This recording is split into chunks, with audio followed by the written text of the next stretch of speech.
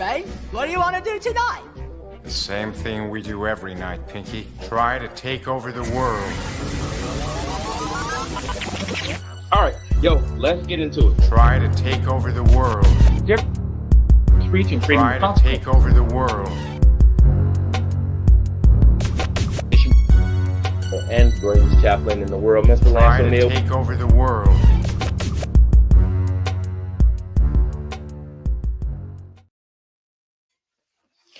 What up, what up, what up, what up, what up, world? This your boy KJ Bradley and the world's greatest chaplain, Mr. Lance O'Neill. We are back on another Sunday, getting ever closer to that 2-year anniversary, man. Our 2-year anniversary episode is, holy smokes, man, 1 week away or 2 weeks away. We got the 27th of April, 2 weeks away. We are there, but tonight we are in the building. We are in the house. We are live and in full effect. Chappie, how you doing, man? Doing well. How are you? I'm good, man. Rocking and rolling. So before we get into the nitty and gritty, you got into the Masters again. You lucky man. How'd you pull it off? Okay, so at Fort Eisenhower, the MWR, which is kind of the group that is there for the Army to have people morale. What is it? Morale, welfare, and recreation. Yeah. So the people that are on Eisenhower can go sign up, and then they do a lottery. So they have 100. They have 100 badges, and they split it up over the 4 days. So 400 chances, but you have to put what day you want to put in, and then they do the lottery and they generate the list. So I went in, I checked the list, and I was number 131. I was like, okay, there's just no way. That sucks. I'm not going to be able to go this year. So I'm upstairs, just in the bathroom in the morning, getting ready, and my wife comes in and she goes, "Hey, MWR's on the line for you." And this was like 9. I was like, "Wait, what?" So hello, and hey, do you still want to go to the Masters? I was like, yeah. Like how? Like that means 32 people didn't answer the phone, didn't check the Wow. list, or said no. Wow. So I was like, yeah. They're like, well, okay, well, it'll be here. I was like, oh, I'll be there in like 40 minutes, and I live 30 minutes away. So I went down, got the ticket. In the meantime, my wife started making the list of who, Christmas presents. I mean, sure. And she's like, okay, so this number of shirts will be $15 each. And I'm like, I didn't say anything, but I was like, I didn't even realize because I didn't remember how much the prices were last year. I knew 15 Yeah. was low. The t-shirts are $32. Jeez. So you have to pay for the badge, which is about 120. And then you go and all the stuff I got, because we got family members My left and goodness. right. I got hats and shirts for people and everything. Jeez. And at the end of it, she's like, we spent wait, she didn't know it was also $100 up front, right? And she's Jeez. like, spent like $1,000 to go to the Masters. And I was like, well, yeah, but I mean, we got a lot of those shirts and everything, and they're really cool. And I'm retiring this year, so I won't be able to be on that list. So I'm like anybody else after that, where it's you can go online, you can apply. I had you apply for me just in case you Yep. got the tickets, you could give them to me. It was no. I had another buddy do it, and my Yeah. younger brother did. So like 0 for 4. So the odds of getting it just going online are just kind of really, really small. And then like to go to it to find somebody that has a ticket or is selling you the tickets around here for Sundays, you're talking somewhere around $2,000. Yeah. And if it's Yeah. a big name like Rory, I think he probably boosted the cost by, I'd guess, about $500. So it was good for Probably, Rory yeah. McIlroy to win. But the other cool thing was when I got there on Friday, Tony Finau's the guy I follow. He's LDS and from Salt Lake, and I followed him, and he ended up not making the cut. He was on 17, had a pretty good, or 16. If he'd made that putt, he would have had a pretty good chance, and he missed. It was what I mean. You're watching, going, "Oh, he should make this, right?" But he couldn't buy a putt all day. And I saw these 3 kids, and I went over. I'm like, "Hey, aren't you guys Tony's kids?" And they're like, "Yeah." So I was talking to his 2 kids, and they have one of the cousins there, and we were just talking a little bit about what they do. They're homeschooled, and one of them goes Oh, wow. the cousin goes to high school in Salt Lake, and we were just talking. It was cool. I mean, it's not like, That's cool. I mean, they're kids. It's not like I'm starstruck because they're Tony Finau's, kids. Oh, I'm gonna get in with this. But yeah. So it was cool though. It's Oh, great. It's uh, so a buddy of mine. Just one last thing, buddy of mine. When I called him, he was like, "Oh, so you're going to white person's Mecca, huh?" And I was like, "Yeah, you know what? That's a pretty good description. I like that, white person Mecca." But if you ever have the chance, and that there's plenty of black people there, there's plenty of Hispanic, well, yeah. there are people of all Like colors. golf is universal, man. Like Oh yeah, it's for sure. But if you ever have the chance to go, I have not been to Japan, but I can imagine that the Masters is as close to the Japanese culture in America you'll get because when you go, just the level of hospitality and the goodwill between people, I've never seen it anywhere else. And it's like people set up their chairs, and if you walk up and there's an empty chair, you can just go sit down in it. Or like I didn't have my chair, but I did last year. I had my chair and I walked up and hey, that's my chair. And they go, oh, cool, got up and moved. No questions. It's no big deal. People have their stuff that they buy in the clubhouse, put it under their chair. They don't worry about it getting stolen.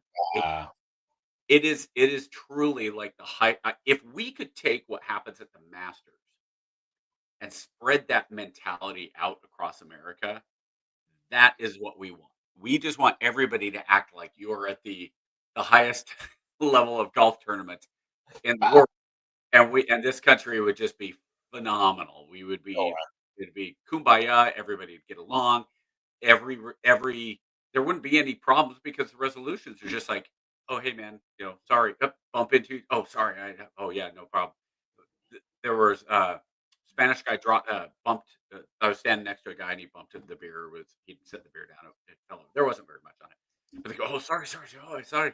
It's just like everybody, it's just a different level of culture, and we talked about it last week when you had your list of, you know, yeah. that's part of it too. Like, you can look at the money and say, "Well, this is the advantage people will get if they have money." But the other part of it is when people have money, they have a higher level of society and a higher level of culture too.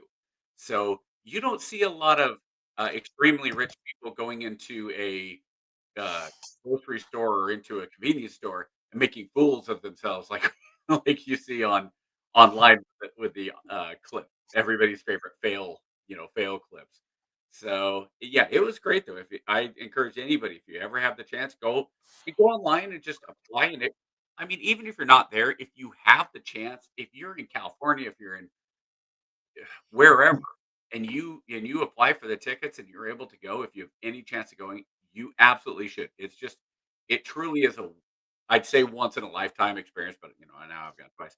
It's yeah, it is the Super Bowl of golf, and it absolutely lives up to that standard every year. It is Oh, it's better than it, the Super Bowl. it is I I would go don't to know. the Masters over the Super Bowl. Yeah, I don't know about that. But yeah, it's nice. Like the Masters, is cool. Like it's really a cool event. Like people, if you're into not even if you're into golf, like Right. just for the experience or just to Experience. think, Mhm. man, it is a dope. But anyway, we got business to tend to. Are you ready to jump in, my brother?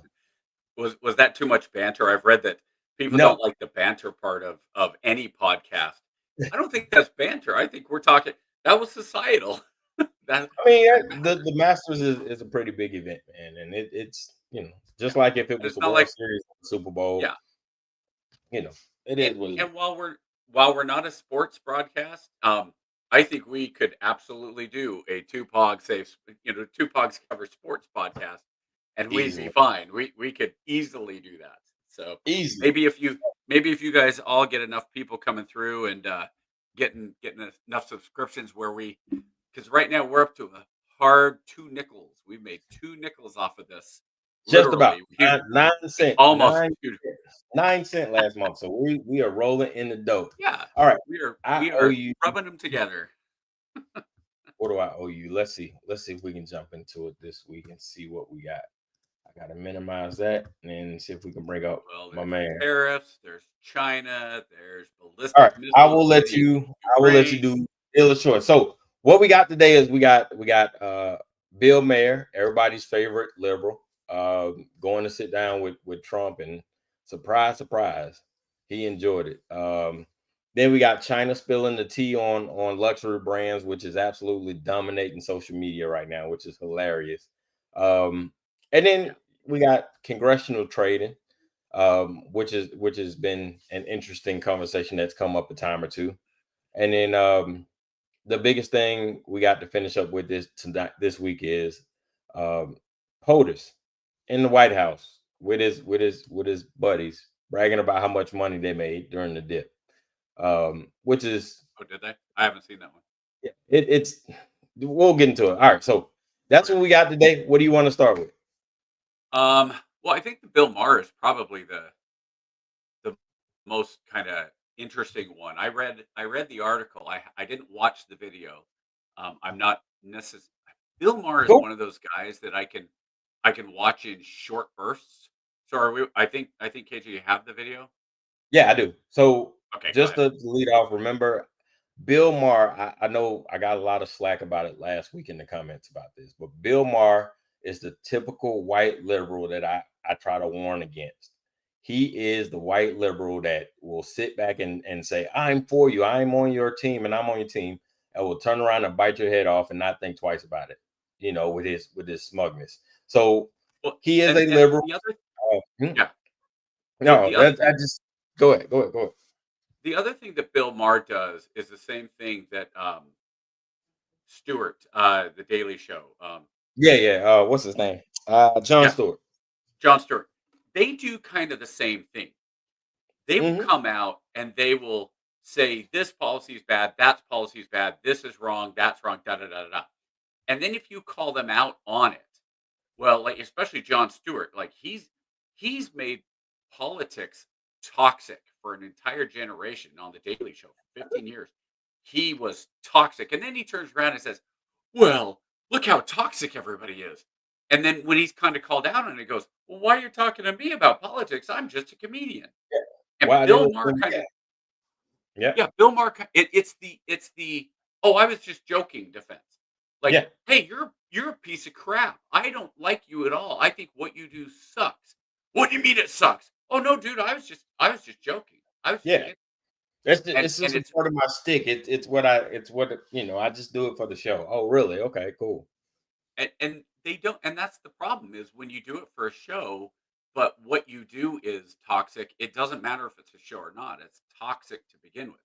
So when Bill Cool. Maher has been a shall we say, an avid Trump critic for the past decade.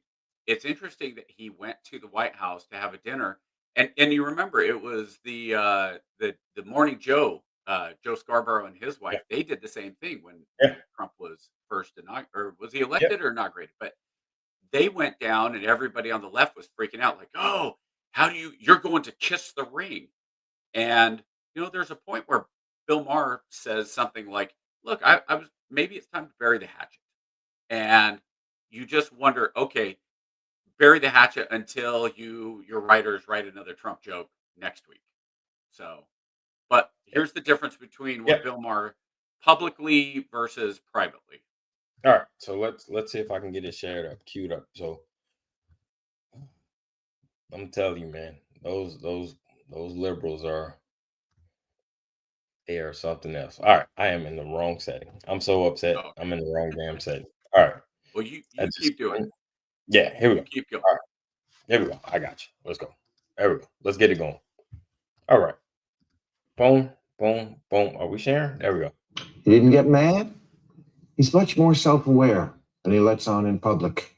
Look, I get it. It doesn't matter who he is at a private dinner with a comedian, it matters who he is on the world stage.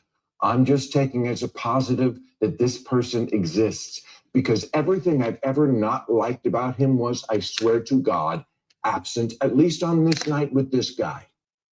Bob, Kid Rock, told me the night before, he said, if you want to get a word in edgewise, you're going to have to cut him off. He'll just go on. Not at all. I've had so many conversations with prominent people who are much less connected, people who don't look you in the eye, people who don't really listen because they just want to get to their next thing, people whose response to things you say just doesn't track like, what? None of that with him. And he mostly steered the conversation to, what do you think about this? I know. Your mind is blown. So's mine.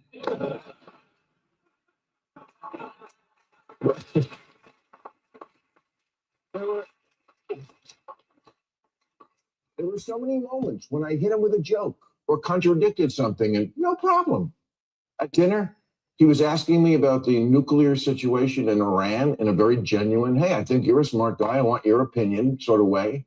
And I said, well, obviously you're privy to things about it. I'm not, but for what it's worth, I thought the Obama deal was worth letting play out because we made Iran destroy 98% of the uranium and they were 15 years away from a bomb.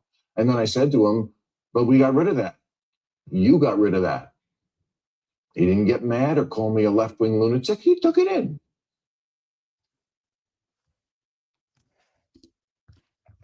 So, all right, are we back? Yeah, we're back. All right, so let me stop sharing that. There we go. So that was the gist of the conversation. I cut it off a little short. He goes on to say that he made jokes with Trump, and then he made jokes with Trump, and he didn't feel like if he was sitting in the room with Biden or Obama, he could make those same jokes. Yeah. And therein lies the danger, right? Of your typical prototypical white liberal, right? They when Biden was in office, he could do no wrong with Bill Mayer. When Obama was in office, he was all about diversity, and this is post-racial society, and any black person that thinks that racism is this now is foolish and all this stuff. Now all of a sudden, Trump's the guy who's the most approachable and completely contradictory, whereas he wouldn't feel comfortable with Obama and Biden.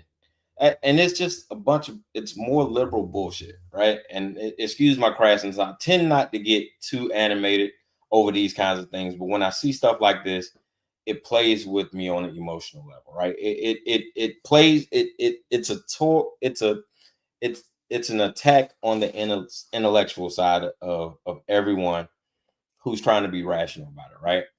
Like, good and got that gum well, right? That Trump didn't ask you a damn thing about or would value your opinion. He doesn't even listen to the opinions of the people in his cabinet. So him asking you, I get it. It's a stroke of an ego, right? If I was sitting there and Trump asked me or asked you, hey man, what do you think about the nuclear situation in Iran, right? And you gave an opinion. Do you honestly feel like Trump is going to sit back and be like, man, I never thought about that. That's a great opinion. As soon as I get to work tomorrow, we're going to look into that. Or will he just nod and smile and say, hey, man, that's a great opinion and go on to the next topic? You know what I'm saying? I have Yeah. an issue. No, I I get your cynicism on it. Yeah, I have an issue with those guys because Mayor now is saying, "Oh well, I talked all this trash about him, and I'm as liberal as can be. And if I say Trump's a good guy, then he's a good guy. Maybe we had it all wrong this whole time." I just don't buy it, man, and that's why I don't trust white liberals. Hell, I don't trust liberals, period. But I definitely don't trust white liberals because they turn and flip flop so damn fast. You can't decide which way is up. Well, and that's one of the things I've talked to you about for a long time is one of the problems with the left is they're driven by emotion. Yeah, So absolutely. you hear Trump talk about how years ago he and Whoopi Goldberg and some of the other hosts on The View were good. Joy Behar and them, Yeah, like they got along. He'd been on the show. They laughed. They liked each other. And then suddenly he's running for president on the Republican ticket, and he becomes persona non grata, and he becomes the evil person that nobody can uh, respect and all that stuff. And it's an emotional thing, right? Now, Bill Maher, yeah, again, he can say that Trump is engaging and all this stuff. So one of the things that I found when you talk to people about uh, certain people, right? And this is like you go back to Stephen Covey, and you go the highly successful people, the Seven Habits, and all that stuff. yeah, Some of the things are naturally inborn, right? Certain leaders have a way of doing things. I've heard things about Bill Clinton. Like Bill Clinton, I know people who just hated Bill Clinton, who believe that he legitimately was a rapist, all that. And personally, I do. I think that there were, from all the information that's out there. Oh no, I mean between Paula Jones and Roderick and all those, I think it's fair to say that he was a rapist. That said, Yeah. I know people that believe that in the moment, met Bill Clinton and came away going, he is the most engaging guy I've ever met. Like Sure. when I was talking to him, he was there with me. He was Yeah. he was in my boat. And there's something about certain personalities that they're able to do that. Um, that I think that's where Tony Robbins has made so much money, and because he's such an engaging guy, but he does it in a way that he's in on you. Yeah. Joe Rogan's the same way. I can ask a question, and Joe Rogan, if you ever watch his podcast, he asks questions without really asking questions. Yeah. Like he'll kind of prime the pump a little bit, and then the person he's talking to just goes, and you'll hear Joe actively listening. He'll give feedback. He'll ask follow-up questions. And it's not like Joe Rogan went to school to learn the art of communication. He's a natural communicator. He's a stand-up comedian. He's figured stuff.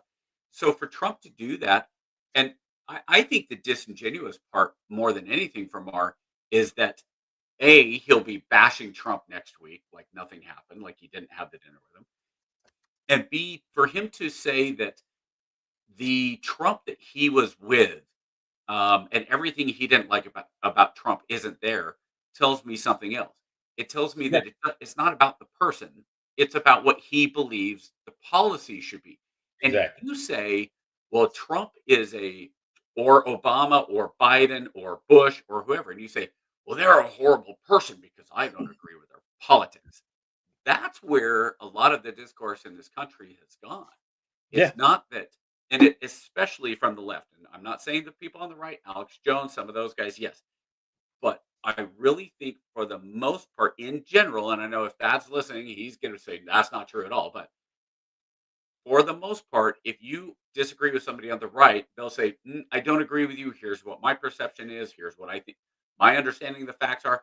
And somebody from the left will say, well, I disagree with you. You're wrong and you're evil Yeah. because you don't believe the same way I do. And so I don't know. I think it's nice to hear Bill Maher say that. I think I don't know I don't take it for a lot because again, unless Bill Maher's monologues change, I think late night comedy is about getting viewership. There's not a big difference between Bill Maher and the other late night guys than the sports yackers.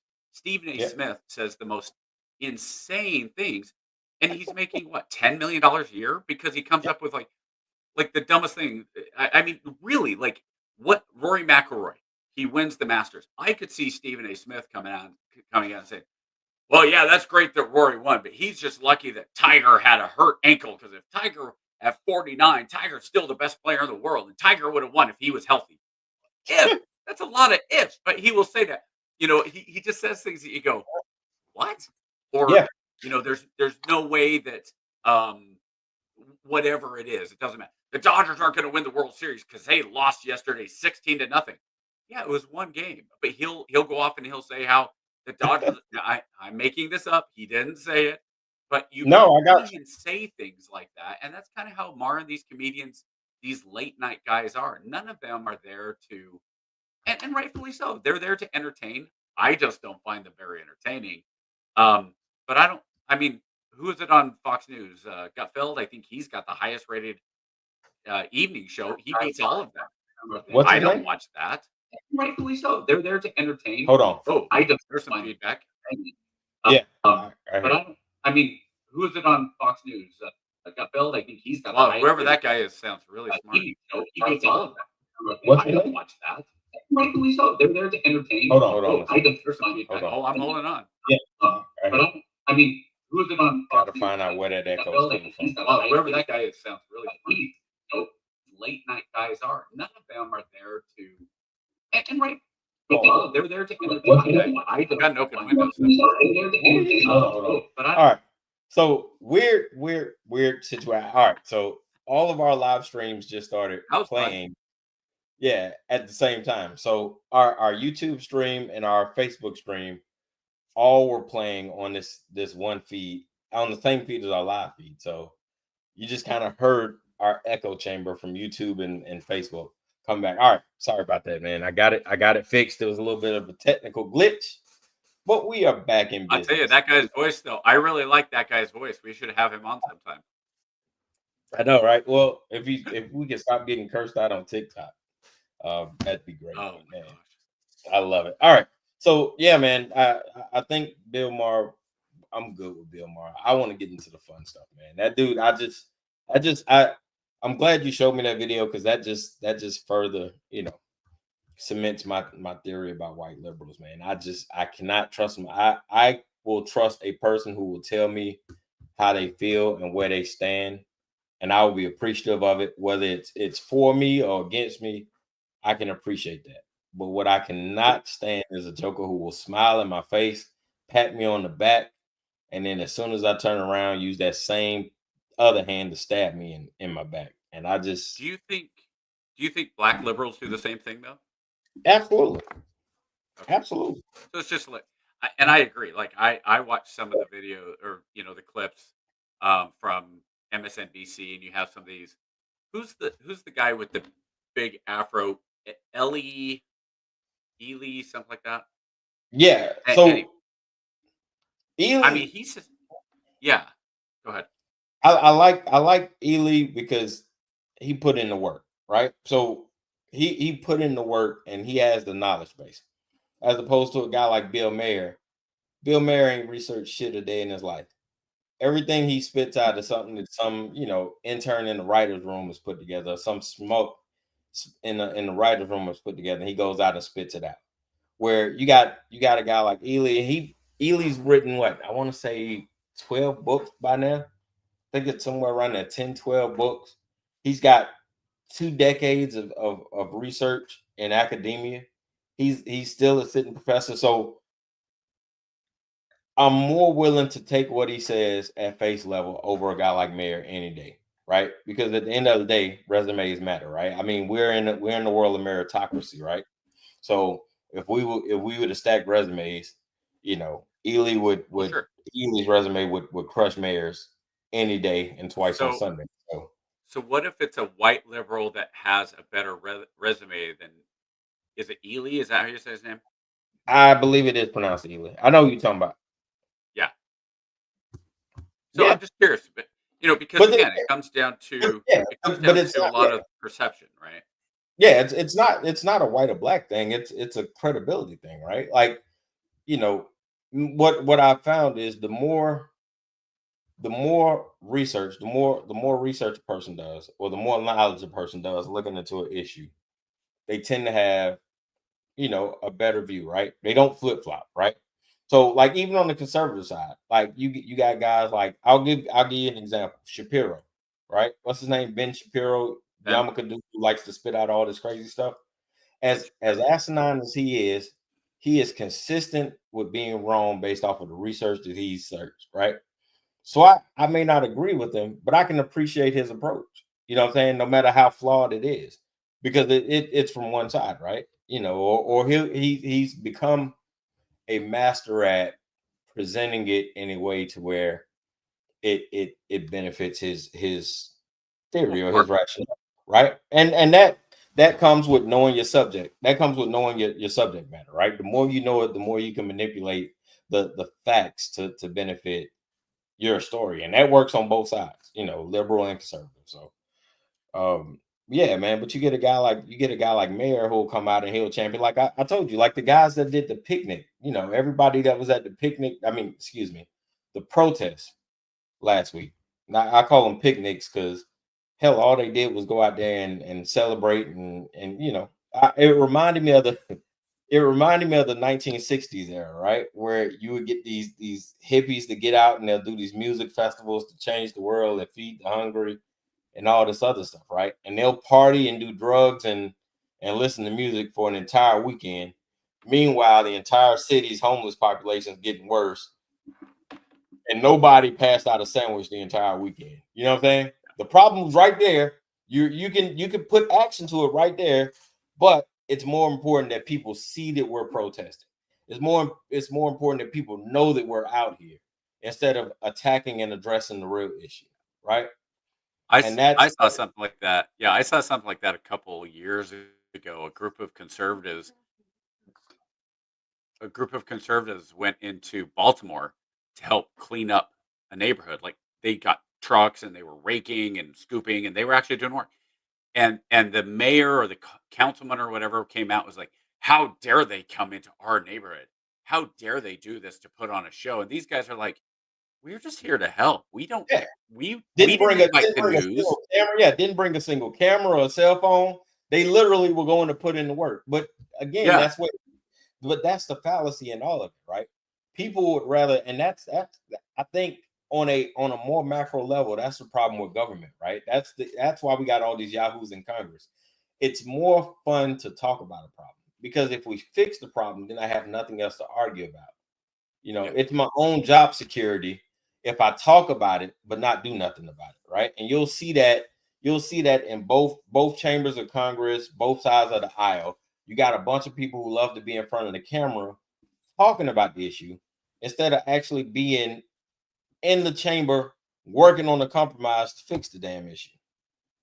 And that's I guess that's what frustrates me the most out of how America works, right? Like we got 1,000,001 people who like to talk about the issue, but you got maybe 10 people who are willing to go and actually do the work and say, all right, at the end of the day, let's fix it.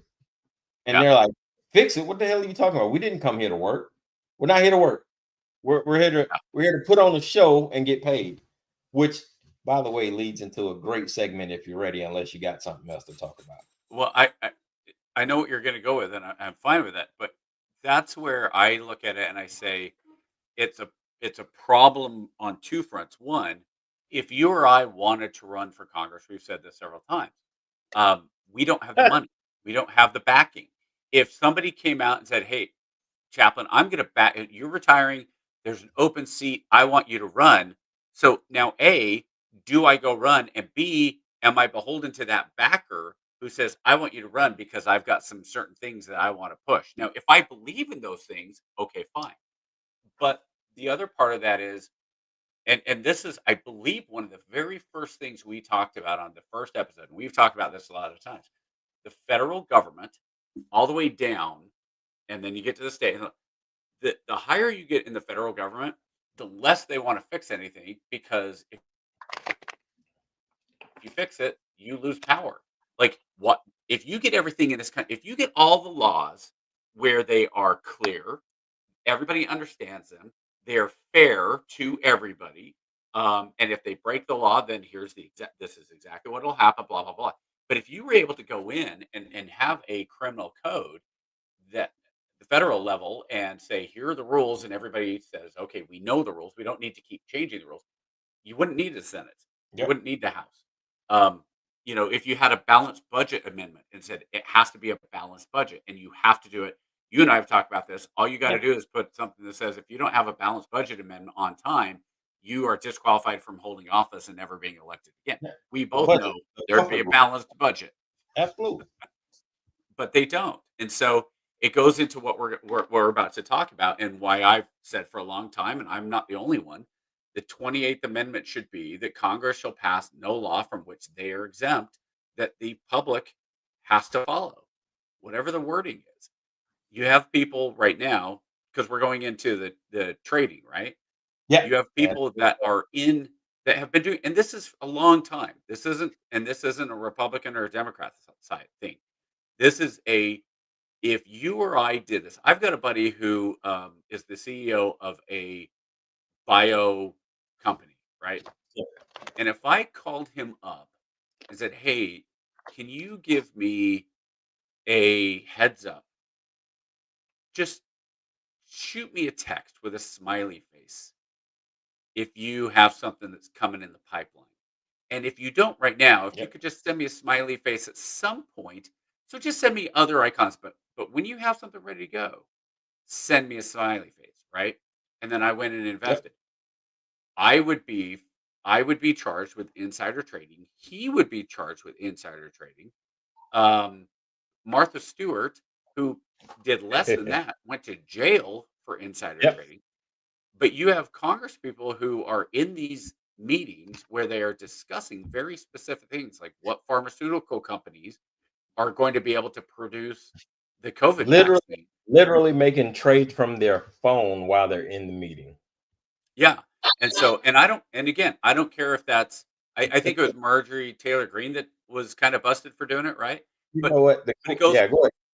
from her all the way, again, from her all the way to Pelosi and everybody in between. Yeah.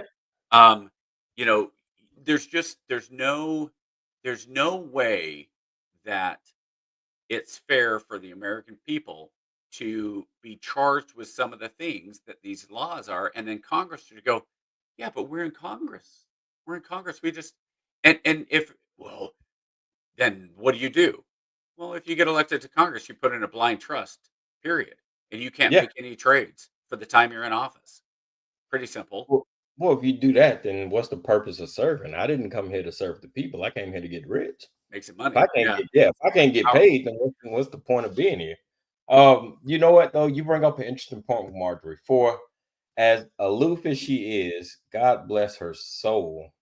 She's not a She dummy. may She she plays dumb. may she may have just cracked the code on finally getting the insider trading bill on Congress passed, right? Because she was so blatantly out about it. And then so there's a 45-day rule, right, in Congress. So when they make a trade, I can't remember what threshold is, but when they make a trade, they have up to 45 days to disclose those trades, right? Mhm. Which and we know how the current news cycle spends after a week or whatever, people forget about it. So Congress, men and women, tend to wait up until day 40 and beyond to release their trades because by then nobody cares, right? But Marjorie, God bless her soul, she's been consistent. Whenever she makes a trade, within a day or two, it is listed, no matter where it is. But the problem that Marjorie runs into is when you when you make those kinds of trades and you're sitting in the oversight committee, right? And people look at the time that you've made those trades and they compare it to the time where you're sitting in committee and they can see that you're actually in the committee meeting making trades while you're in the meeting. That tends to be a problem, right? So that's why she's in so much hot water this week. um But okay, this goes back to Trump and Hillary. We've talked about this. Trump and Hillary in 15, when Hillary was saying Donald Trump didn't pay taxes. Donald Trump hires yeah, accountants so that he can pay as little in taxes as he possibly can. And mhm, Donald Trump's response was, absolutely. Of course. Why wouldn't I? Like, if you want to be mad at the system. Be mad at the system that you've been a senator in for the past 6 or however many years. Be yeah, mad at your husband, who is the president for 8 years, and he didn't push for the tax code. Now, simple fix. Like Marjorie Taylor Greene, if she was sly as a fox, or Ted Cruz, or anybody that actually wanted to change it, here's what I would do if I was one of them. I would say, okay, I'm in there. I have the information.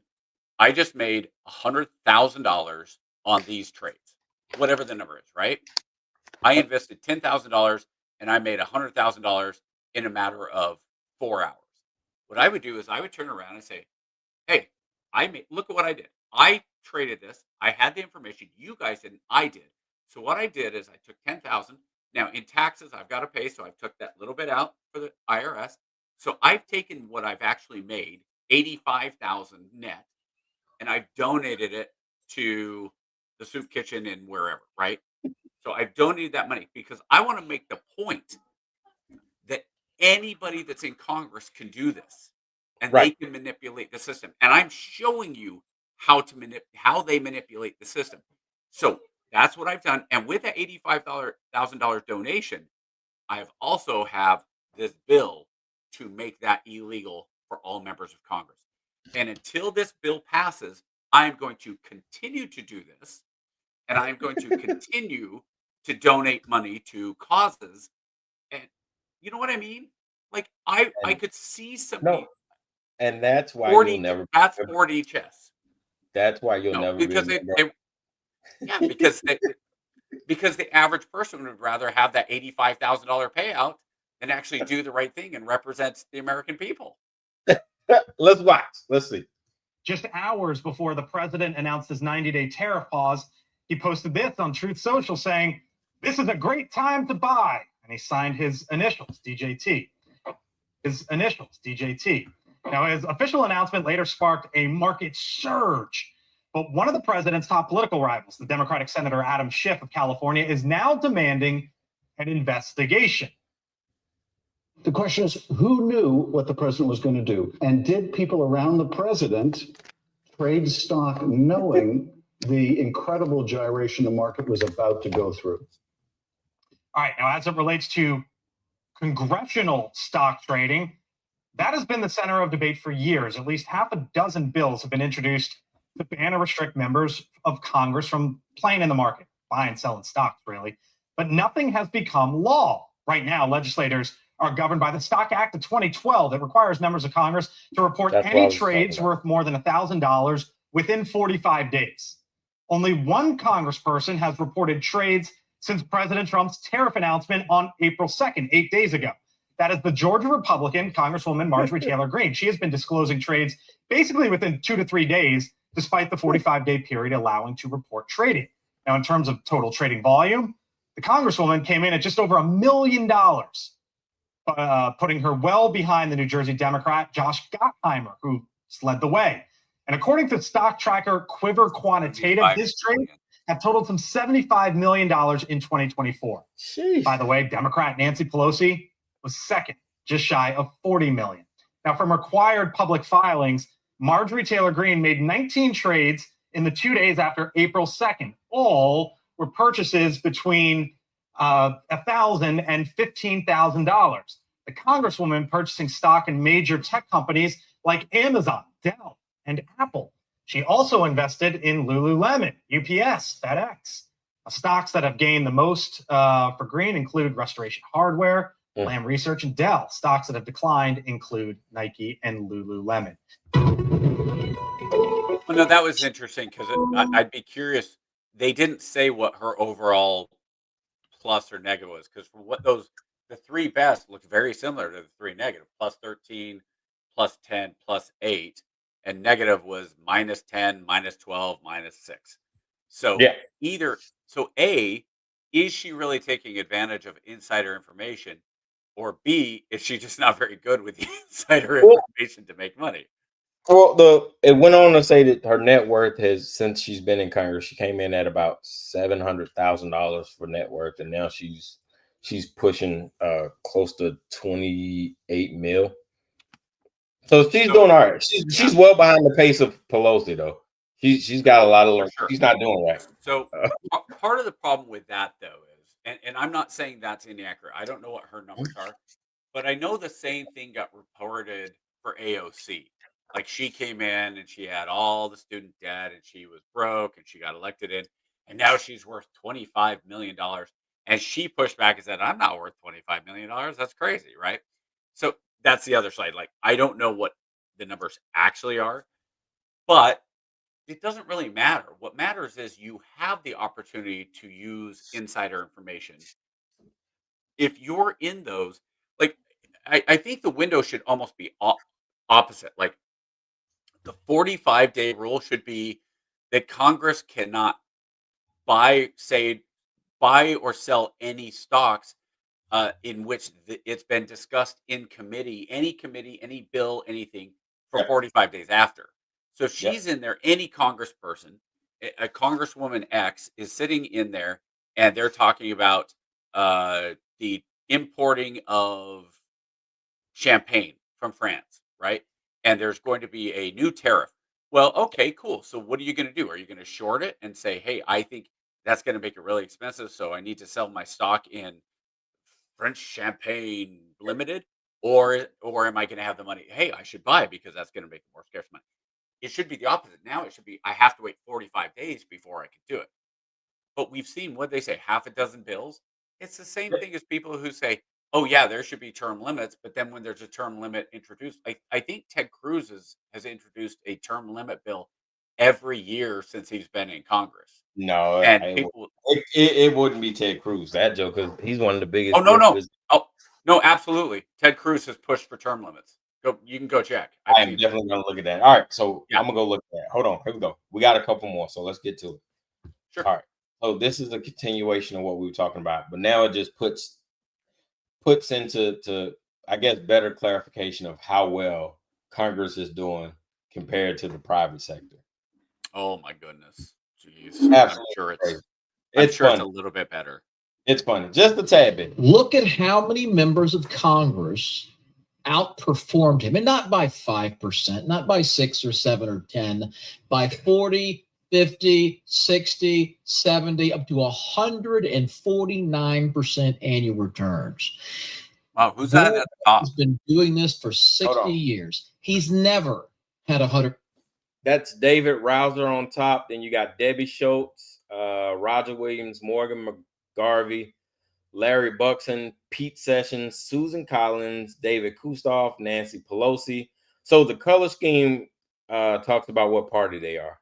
So you got Pelosi and Wagner. So it's both parties. Well, yeah, I was surprised. You Yeah. see, my boy Dan Crenshaw's on the list. That surprised me. And then Nobody on there surprises me. Really? Adam Schiff being on there wouldn't surprise me. Nobody. There's not a single person in Congress. And again, so here's part of the problem I have with it. As a libertarian, I look at it and say, if it's not against the law, they should, they can do it. Like, okay, cool. Now, just because something's legal doesn't mean it's moral and ethical, though. It doesn't make it right. And that's where I say on the moral and ethical side, it should be changed. But until you change it, okay, but they're obviously how embarrassed would you be, KJ, if you were able to turn a $5,000 investment into $25,000 year over year for 5 years? Great. You want to give me a hard time? Huh. Yeah. So I went from 5,000 to 25. And now remember, now I can invest at 25. So it's exponential.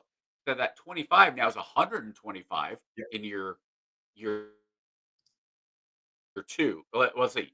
You start with 5, you go to 25 after a year, 125 after 2 years, 500 and 625 after 3 years, 18. So 160 goes to 1.8 million, goes to 7 million. So in 5 years, just by making the 5 times, and I understand. Look, it's not that easy. The highest one was only 140, but that's I'm sure, because I don't want somebody calling me out and saying, he only got "Hey, in taxes, that's not how taxes work." He's only got 149% ROI this year, so he's barely. I mean, how can you expect people to eat, man, when they're making those numbers like that? I feel for these congressmen, man. All right. So speaking of which, 100. Think about that. 149 return on investment. That goes from 10,000 to 25,000. That's 10,000, 150%. So you're 10,000. You get that 10 and another 5. So you go from 10. The numbers aren't that far off from what I just said. 150. They say that Washington is an expensive place to live, man. How you expect these congressmen to survive, man? I mean, he's only getting like 20%, man. I feel bad for Congress. Congress needs to have insider trading. I mean, hell, I'll give you a prime example. Hold on, before you get started, I'll give you a prime example. Watch. Go ahead. Let's see this. Let's see what he has to say about this.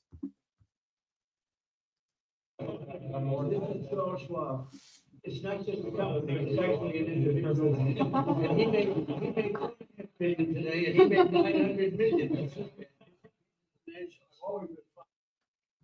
So that was POTUS bragging about how Charles Schwab made $2.5 billion on the curve.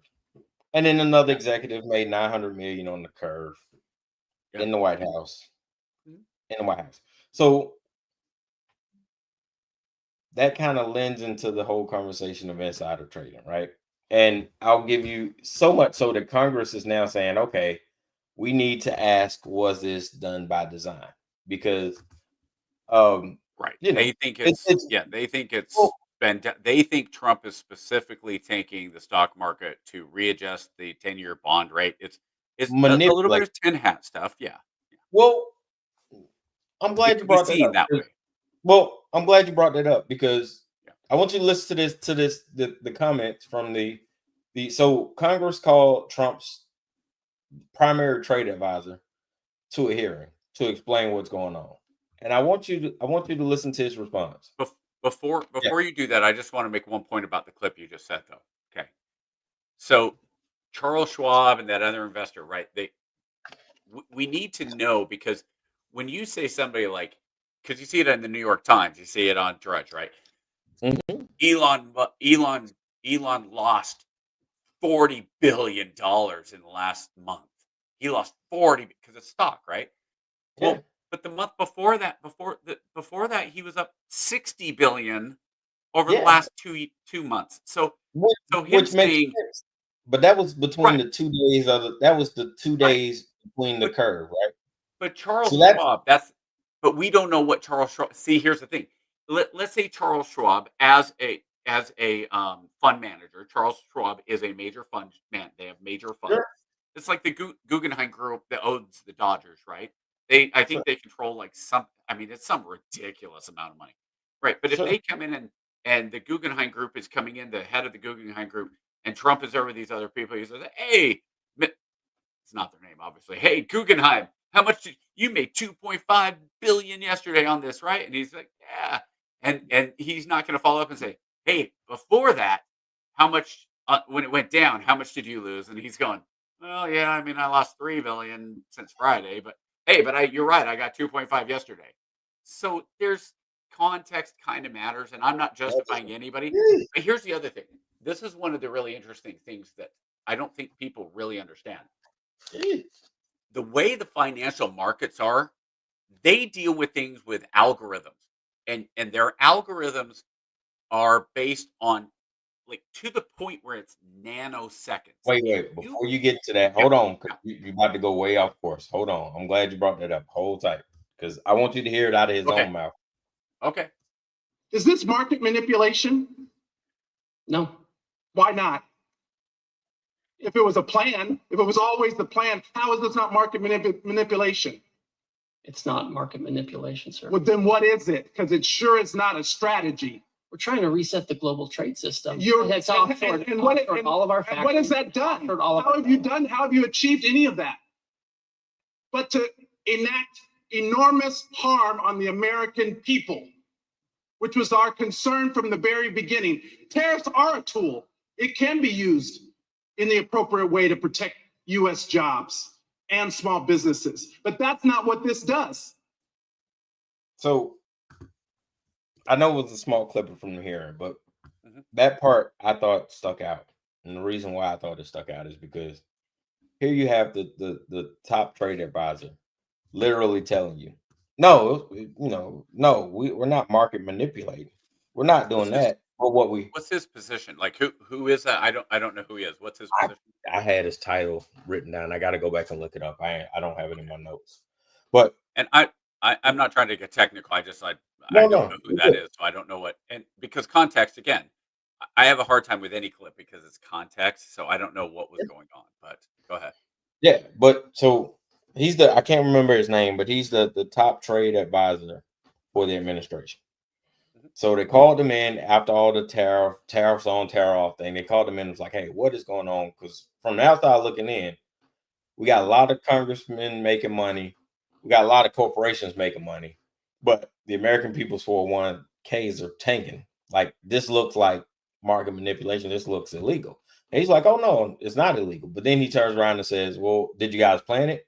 And he's like, no, we didn't plan it, but we're trying to reset the global economy. Yeah. So it's a little contradictory in his telling. I think he kind of put his foot in his mouth by saying, no, we didn't plan it, but we planned it.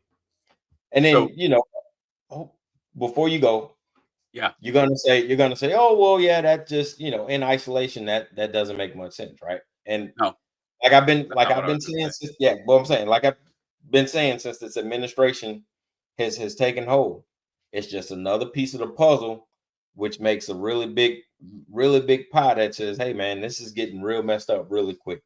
But go ahead. So there's a few things. One, you're talking about somebody who's using semantics, and they're talking about this is not market manipulation because market manipulation is a very specific thing. Again, we talked about trading spaces last week, and when they went in and they tried to corner the market by having insider trading, that's manipulating the market, right? When you're talking about resetting the global economy for some ways, Greg Easterbrook, who is going to be on in 2 weeks, our good friend Greg, 2 weeks. he talks. Yeah, he talks about it in one of his most recent columns on Substack. He's like, "Why are we resetting one of the most uh, positive performing economies in the world?" And it goes back to the you've got to sell, you've got to freak people. Oh, it's so bad, right? Because and Washington loves to say, "Hey, everything's burning, and the world's going to hell, and I'm here to fix it.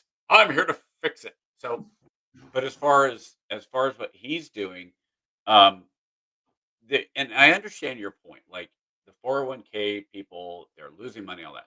But there's also a very different thing that's going on there. Most 401ks are long term, a lot of bonds, a lot of long term treasury bonds, things like that. The treasury market is not as volatile as Mhm. the stock market, right? So when the Yep. stock market goes up and down, people see that in their 401ks and they start freaking out. But realistically, if you look at the numbers, like for the past 8, 9 years, it's just gone like this. It's been consistently up, and it's gone up, and there've been big ups and big downs, but Yep. consistently the trend has been up. So now that it's gone down a little bit, people are freaking out. And is that the media freaking out, going, "Oh, see, this is anti-Trump"? If this had been, if this had happened in the middle of the Biden administration, they've been like, "Hey, this is fluctuations," and I get it, but because that sells, you know, if it bleeds, it leads, and in this case, your stock market, your 401k is bleeding, so we're jumping in, and so I think that now I don't know who that congressman is. I'm guessing though that when there were 5 or 10% dips during the Biden administration, he was not yelling about market manipulation, and trust me, there probably were some Republicans who were yelling just like that Yeah, but no, on man. the I opposite mean, side, saying this is if if, right. if it was a typical market anomaly, fine, sure, because the market ebbs and flows, right? But what you Mhm. have is you have a president who purposely, what it seems like, purposely went out shouting that I'm doing tariffs, tariffs, tariffs, tariffs. Get ready, right? Mhm. And everybody, with the knowledge to Yeah. listen, planned accordingly, right? They made their sell-offs, right? While the market was still high. Then the market tanked, right? And then hours before POTUS was to make the announcement that he's changing his mind on tariffs, he sends out a tweet. Hey, now's a great time to invest, right? Again, for those who know the signals, took advantage, right? Hey, they bought, right? So I hear you, but when we talk about people's 401ks, it's always at the expense of the people. Hey, it's going to be fine in the long run. You're fine. But while the people are waiting, you have corporations and our representatives making instant gains at a substantial rate, right? So, how then Yeah. does that look? How can you justify that? How can you reasonably say, okay, hey, this was not intentional because Sure. everybody from this level up is Uh-huh. is making gains substantially. But everybody below that level, oh, don't worry, yours is gonna come later. It's gonna rebound later. You just hold tight. The people who Here, need it the most are s- here's are are, are suffering. here's how it's justified, right? Now, again, I'm defending it only along the lines of legal and illegal, Sure. not whether it's moral or not, right? Okay, I'm not justing I am not arguing for the morality of this. That said, if you are a savvy investor, you've heard for 2 years that the market is due for an adjustment, that a bubble is coming. This is not a new thing, right? So then when Trump gets in and he says, we are going to enact these tariffs and it's going to start on April 1st or whatever the date was, you had people who are savvy, who are listening to this going, you know, that's going to hurt the market. So if it's going to start on April 1st or April 2nd, whatever day it is, Yep. I think I should sell on April 1st. So, and then as different things get announced, they go, oh yeah, it's going to go down. Oh, I better sell now. I considered it, but I'm long-term invest. I just have a few stocks there, and I'm just kind of like, I've been bitten by trying to play the up and downs before. I've lost by trying to do the up and down thing. So I'm just Yeah, going it to leave doesn't it work. there. It's going to Yeah, be day like trading is not for the faint of heart. yeah, especially don't trade on margin. By the way, don't ever trade on margin. And I had it, and here's the thing: I'm not talking out of my butt. I had a Series 7 license. I had a license to trade stocks back in the day, before 20 odd, well now almost 30 years ago. So, and you say, well, the signals. Well, you're right. The signals are there. So if somebody is smart and they have the or I don't even want to say smart, savvy, the understanding. And then Trump sends out a tweet that says, now's a good time.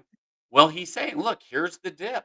Now, if he came out and he said to specific people, if he had sent that text, not on Truth, but instead had sent an email to his 10 biggest donors, then yeah, you could legitimately say we should probably do an impeachment investigation on this, right? But because he did it out in the open, and this isn't just a Trump thing. This is politicians as a whole. They do things out in the open, and as you said, if you know, you know. Yeah. But middle America doesn't know. Middle America is not sitting there going, "Hey, what did the president say today about stocks? What was the committee doing? The committee did an investigation. Like, what's going on? What's going on today? Did what happened in the health and welfare that the committee came back and said that the pharmaceutical XYZ is going to be approved, which is going to go from here to human trials and is a potential game changer when it comes to Yep. cancer. Like they might get it on Drudge, but by the time it's on Drudge, all the stocks have already been moved. Yeah. People, this is what was going to say earlier. These big corporations that trade, when you're talking the New York Stock Exchange, the big ones, Yep. Fidelity, Schwab, Yep. they have invested billions of dollars in underlying fiber optic cables going from London to New York because of the two biggest financial, and then Hong Kong, to save a matter of fractions of a second. Because if they see if the computers and the algorithms say this is going to go up by half a point in the first second of trading, having that advantage of a quarter of a second when you're trading $1 billion worth of stocks is worth $200 million. Yeah. And if you have the information, it's going to tick down by half a point, a thousandth of a second before the other, because it's all automatic. This isn't back in the day from trading spaces where they were doing this and going, we're going to corner the market. This is the computer saying, I see this coming. I know my algorithm tells me you should buy this. And it clicks automatically. That's how it's done. Like the vast majority of it. So Trump doing that and saying, hey, it's a good time to buy. If it's before the markets, then there's no advantage to anybody as far as the big stuff go. But the small people, yeah, if you're a small nickel and dime investor, even if you're a guy that's like, oh, I'm a day trader.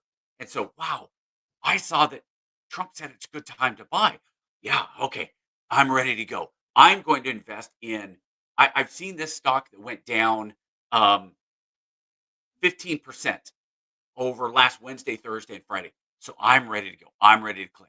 And when the market opens, by the time you press that button everything's already been done that is going to do everything that you can. Any advantage you had, you can't click the button. It's you remember back in the day trying to call in to get to the radio Yep. station? Yep. I will tell you right now, the radio stations on those, probably 90% of the time, they were picking who. Oh yeah. I used to work in radio. I had some insight. They knew who, maybe not the small stuff, but the big, hey, it's a trip, Yeah. right? There was one, they were doing it in Salt Lake. They were doing a trip for spring break, and they were going to do this drawing. I knew the girl who won. I Yeah. knew it was picked 3 days because she had been flirting with the DJ Yeah. for a week before that. And she Yeah. was actually dating a friend of mine. And my buddy goes, watch this. Watch what's going to happen. She's going to win. Because she was also trying to break through. Yeah. She was trying to become an artist. So now here's the radio station. Look who won. Oh, it's this 28-year-old voluptuous brunette who, whoa, no, oh my gosh, she won this trip. Wow, that was really cool. Hey, Random. congratulations. So this happens throughout, the powers that be. So it's kind of, I look at it and I go, is it fair? Well, technically, yes. Technically, it's fair. But that's like saying technically I can go try out for the NBA right now. Technically, the NBA, an NBA team could sign me to a contract. Sure. Technically. Are they going to? Of course not. Could they? Sure. I mean, and I'm not talking about one of those, hey, this 8-year-old has cancer. We're going to sign him for the day and make him an honorary, Hawks player for the day. I'm talking about a legitimate, they could sign me. Like you could theoretically sign anybody as an NBA team as long as you've done the paperwork. Yeah. Like there's a joke that every once in a while you'll see it like on Twitter or whatever. It's like for the 23rd year in a row, I have declared for the NBA draft and have gone undrafted and I am a free agent. Just these random guys. And it's an old joke, but it's still funny every time I see it. So there's certain things that so when people do these things and manipulate the market, I'm not a fan of it. I think the system should change. And until the system changes, that's my frustration because as a conservative and as a libertarian, I say it's legal.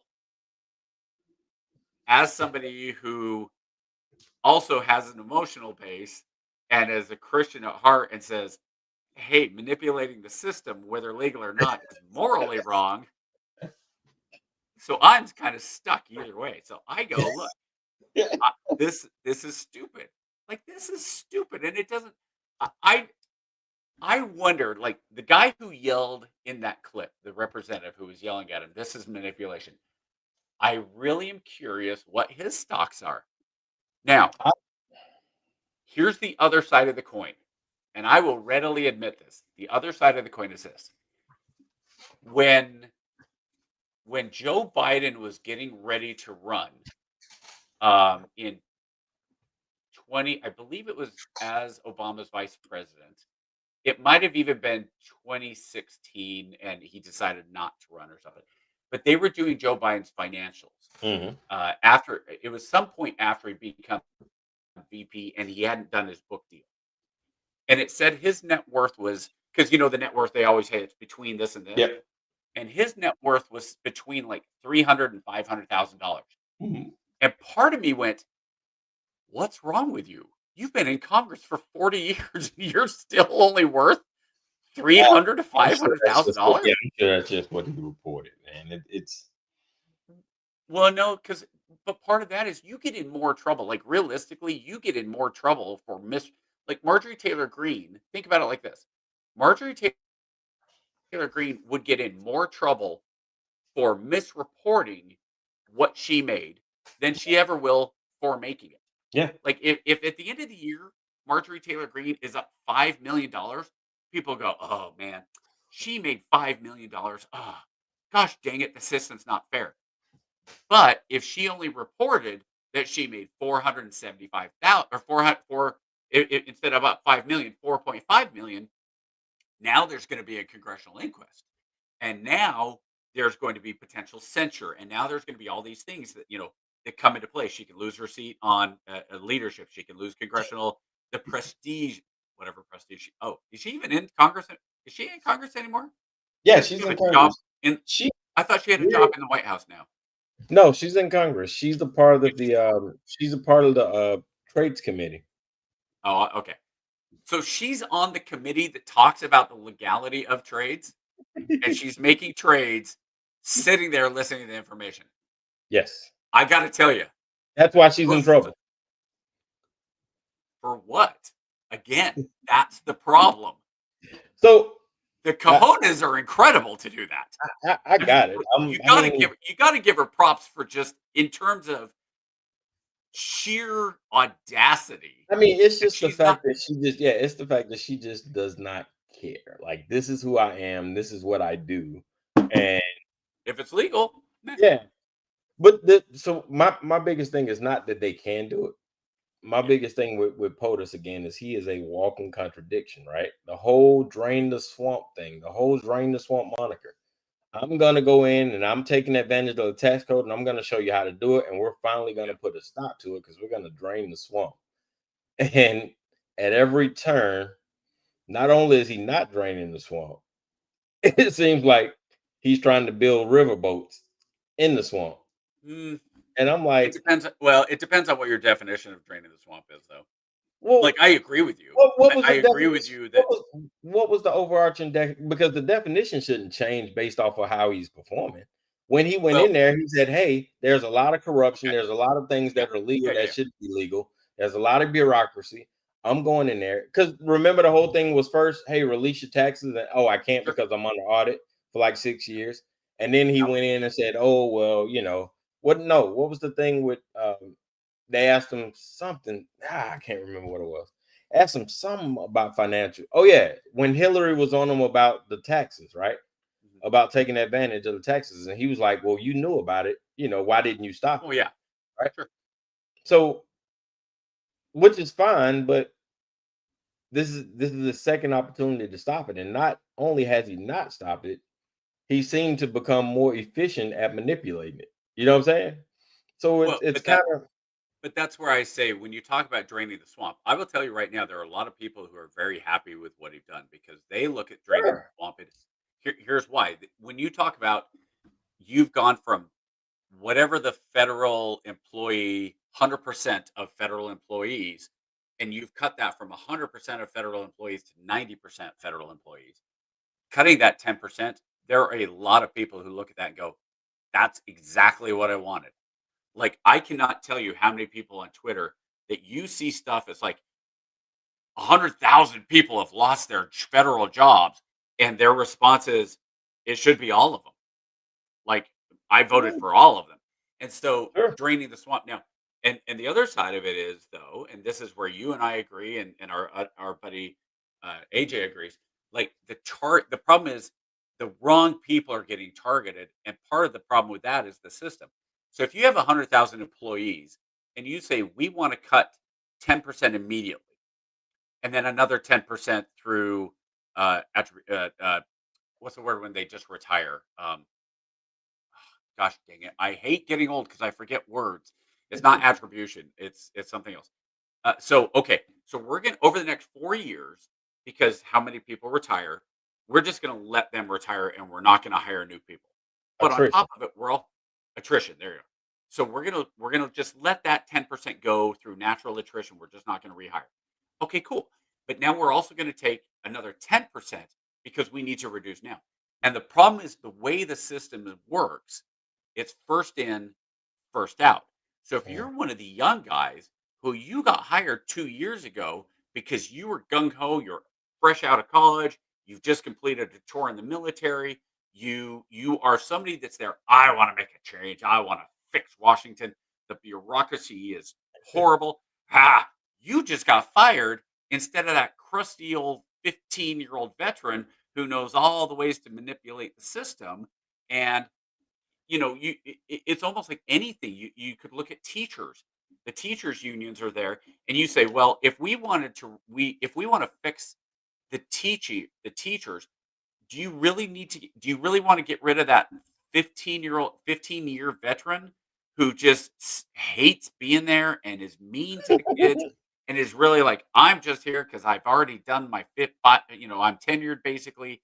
I've got my 15 years, I've got my 401k. I need to put in another, if I put another 10 years in, because they were selling us with Yeah. teaching. That's like one of the biggest millionaires are teachers, like Oh because yeah. they make their money and they stay in forever and they reinvest. Don't get me wrong; they're not scamming the system, but they use the Yeah. 401k, and so they become very well to do when they retire.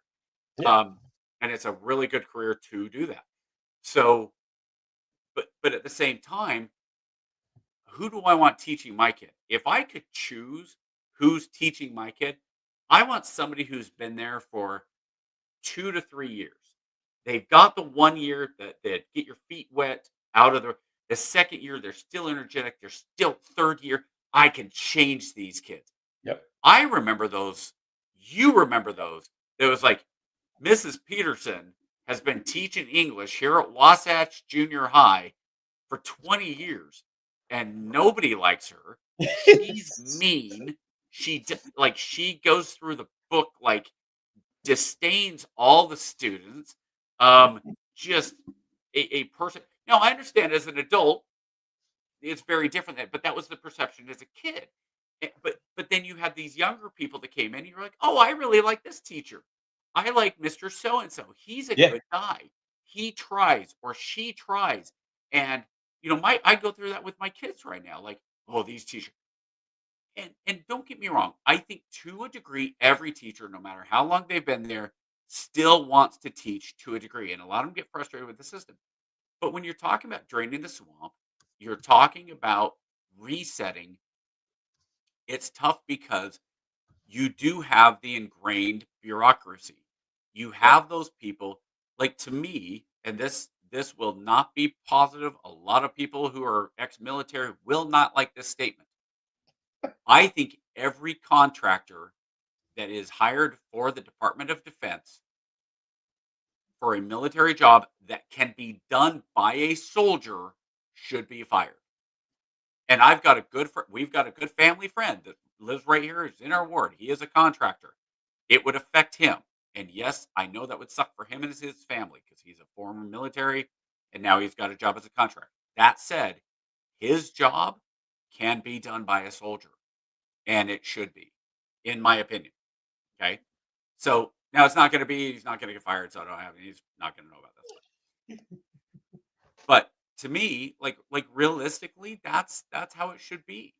Um, the worst contractors that I ever dealt with in the military were the ones that were ingrained. Now, in the military, for those of you who have not served, when you're in the military, you get moved. You do a permanent change of station, generally every 3 to 5 years. Sometimes, if you're higher up, it's actually 2 years. Commanders get changed about every 2 years, right? And the part of the reason is they don't want you to get so ingrained in one position that you become static. So yes, it sucks for your family, but part of it is you have to move and you have to be moving up or you move out, all that stuff, right? And I dealt with civilians that had been in the same seat for 10, 12, or more years. There is somebody right now at Fort Eisenhower that has been basically with the same unit for a decade. And this person is what would be called a junior person on the scale, but the level of influence and the level of power, like this person is, I believe, a GS7, which is Jeez. not high at all. That is Wow. very like everybody who comes in is basically unless you're mopping the floor, you're GS5, right? Like So five, GS7 is between nothing. 5 and 7. Yeah, yeah. Yeah, it's nothing special. She has her own parking space as a GS7 because she's been at the unit for that long. Now, I know a lot of people say she does a really good job. I have some doubts about that because I've seen how it works and some of the things that happen. I don't necessarily agree. And I've brought it up. Like I brought it up with the sergeant major, say, how does so and so, I don't get it. How does so and so have this position still? Like this position, they've been in this position for this long. the office is right next to the commander, and literally everything goes through this person um, eh, that does her job. And I'm trying to be very, very careful because I like this person. I That is like this insane. individual.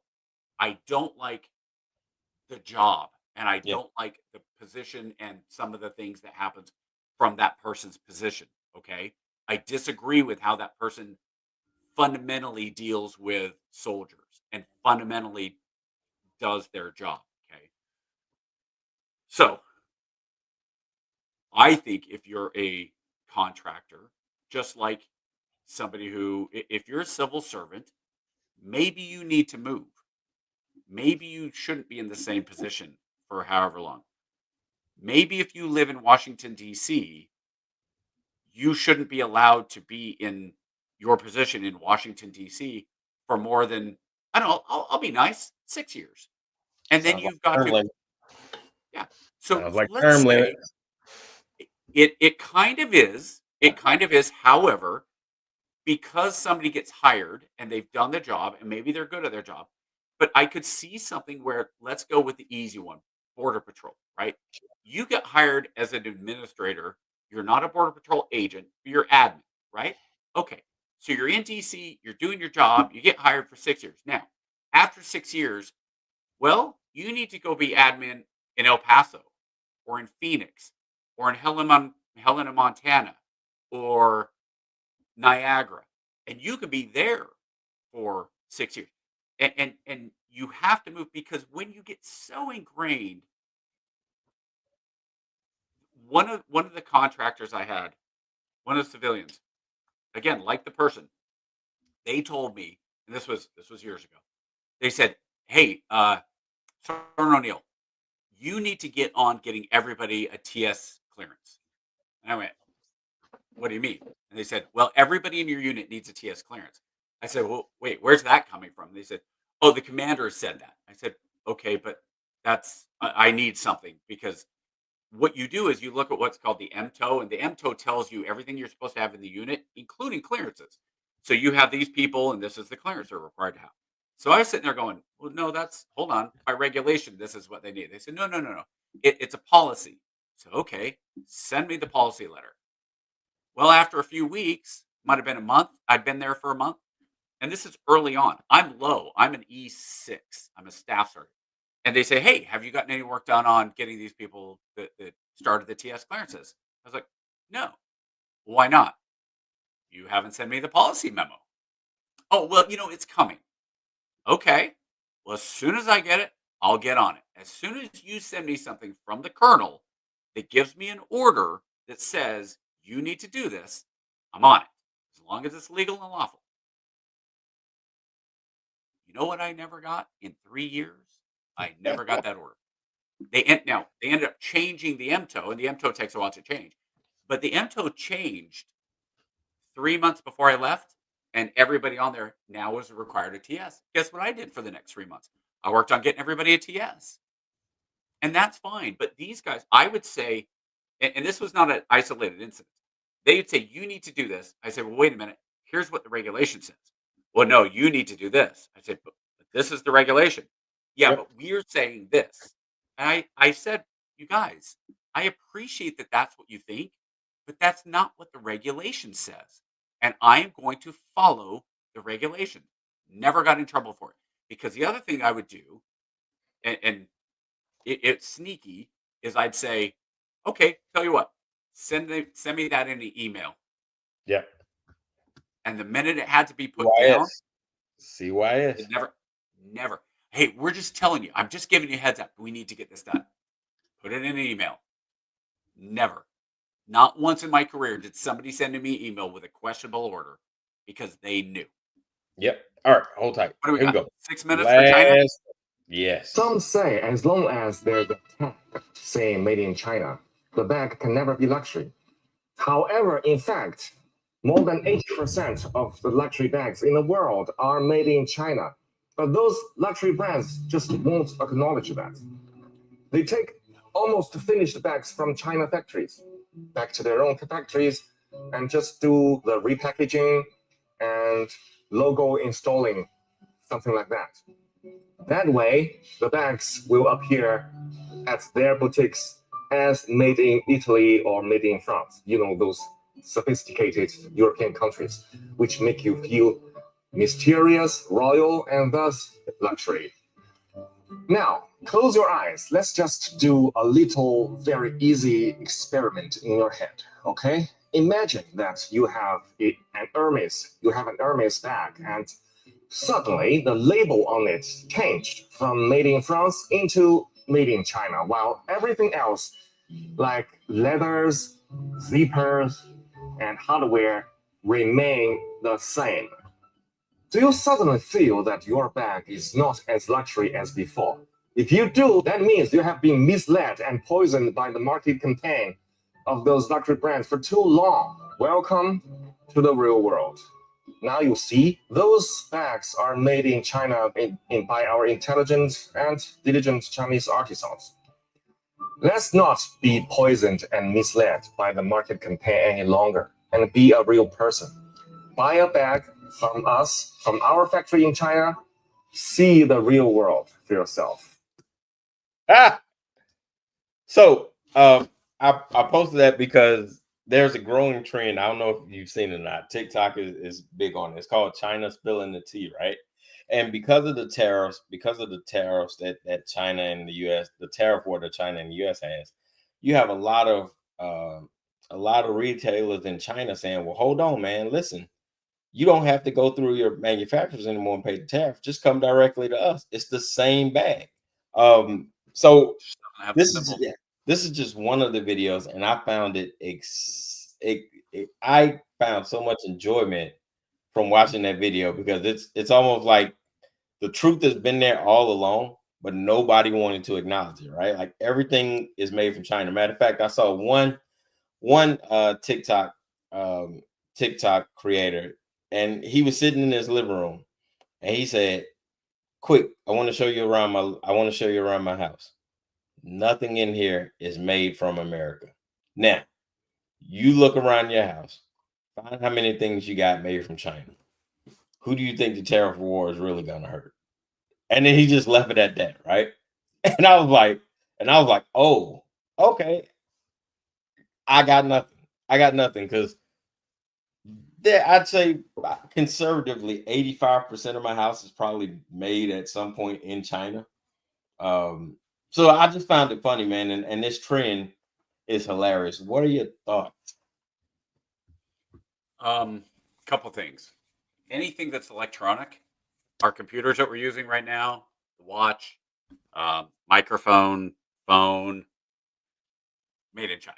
If you didn't know that, I don't know what to help. I don't know how to help you. But it's kind of like if I poured you a bowl of Rice Krispies, and then I poured you a bowl of Walmart brand crispy rice, and then fed them to you, could you tell the difference? No. So my kids now, some stuff tastes a little bit different, right? Like generic, whatever. Because I Sure. buy Sam's Club soda because it's $1 for a 2-liter bottle, and I get caffeine free. I get two. I get either the zero sugar Sam's Club soda or the caffeine free diet. Because if I'm drinking something late at night, Mhm. but can you tell the difference? Not really. Like the Diet Coke, I can kind of tell Diet Coke, but I can't tell the difference between Diet Coke. I can tell Diet Coke and Coke Zero, but I can't tell the difference between Coke Zero and Sam's Club Zero. So if you didn't realize that not everything goes through China, but like 80%, sure. Like if you go out, if you're in Kuwait and you go down to the market and you buy a luxury watch, um, now if you pay a good penny, you're probably getting a pretty good watch. If you pay $20 for a Rolex, you're getting a $20 knockoff Rolex watch. But yeah, I do think it's kind of funny and China, but at the same time, China has been backdooring tariffs for a long time. So Sure. China will buy companies that manufacture auto parts in Mexico and then ships them to the US, right? Yep. Um, I get the idea of the tariffs. I don't mind the idea of the tariffs, but the practicality, again, for me, my biggest problem with tariffs has always, and this is not a new thing. I have said if you're going to have free trade, zero tariffs. And if you're not going to have free trade, it's very simple. The tariffs on you are whatever you put on us. So if China has a 50% tariff on American cars, we should have a 50% tariff on Chinese cars. And now I understand there's certain things. The Yeah. Japanese, the Japanese did this thing way back when they didn't want things to come into their country, and they'd say, "Hey, this produce is coming in. We don't want California lettuce, and because that will compete with the cabbage that we have in Japan." So the lettuce would come in, and basically the inspectors would just wait and wait and wait. And after 3 to 7 days, they'd go and everything's turned rotten. And they went, "Oh, we can't accept this into our country. It's no good." Yeah. There was actually a name for it. It was like Japanese inspection. It was actually called something. I don't know if that's what exactly, but that was the thing. And so, kind of the knee jerk reaction on a lot of this. I saw an article that said this company in middle America is going out of business because of the Trump tariffs on whatever it was, right? Carpet or something, furniture. I think it was furniture. They're going out of business. And then it was pointed out that the tariffs that would affect this furniture company hadn't been enacted yet, and that company had been struggling for a couple years. And so it's really easy to then blame the boogeyman and say, "Oh, Trump's tariffs, the boogeyman got me." Yep. Or, the economy got you and it's tough. And, I there's a lot of stuff that happens in the economy. It's funny. You've seen that progressive commercial where the little kid there, he says, "What is the economy anyway?" Yeah. And all four of the adults are like, "Well, I mean, it's this, it's this. Well, what do you, Jamie? What do you think?" "Well, it's so the economy. You see, the economy is," and none of them can put any words to it, right? Yeah. And so the average person, when you're talking about the economy, the average person, what the economy means is my Pringles can I used to be able to buy for $1 each. Now they're 2.25. 5 years later, the economy sucks.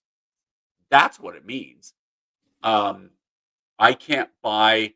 I saw somebody post on X that the older people who think that you can go buy a used car that's less than 10 years old and less than 100,000 miles for under 10,000. You guys just don't understand. That's just not real anymore. That's impossible. I was like, that's curious. I went on cars.com. I put within a 100-mile radius, under 100,000 miles, under 10,000. I had like 308 returns. Now, were they great cars?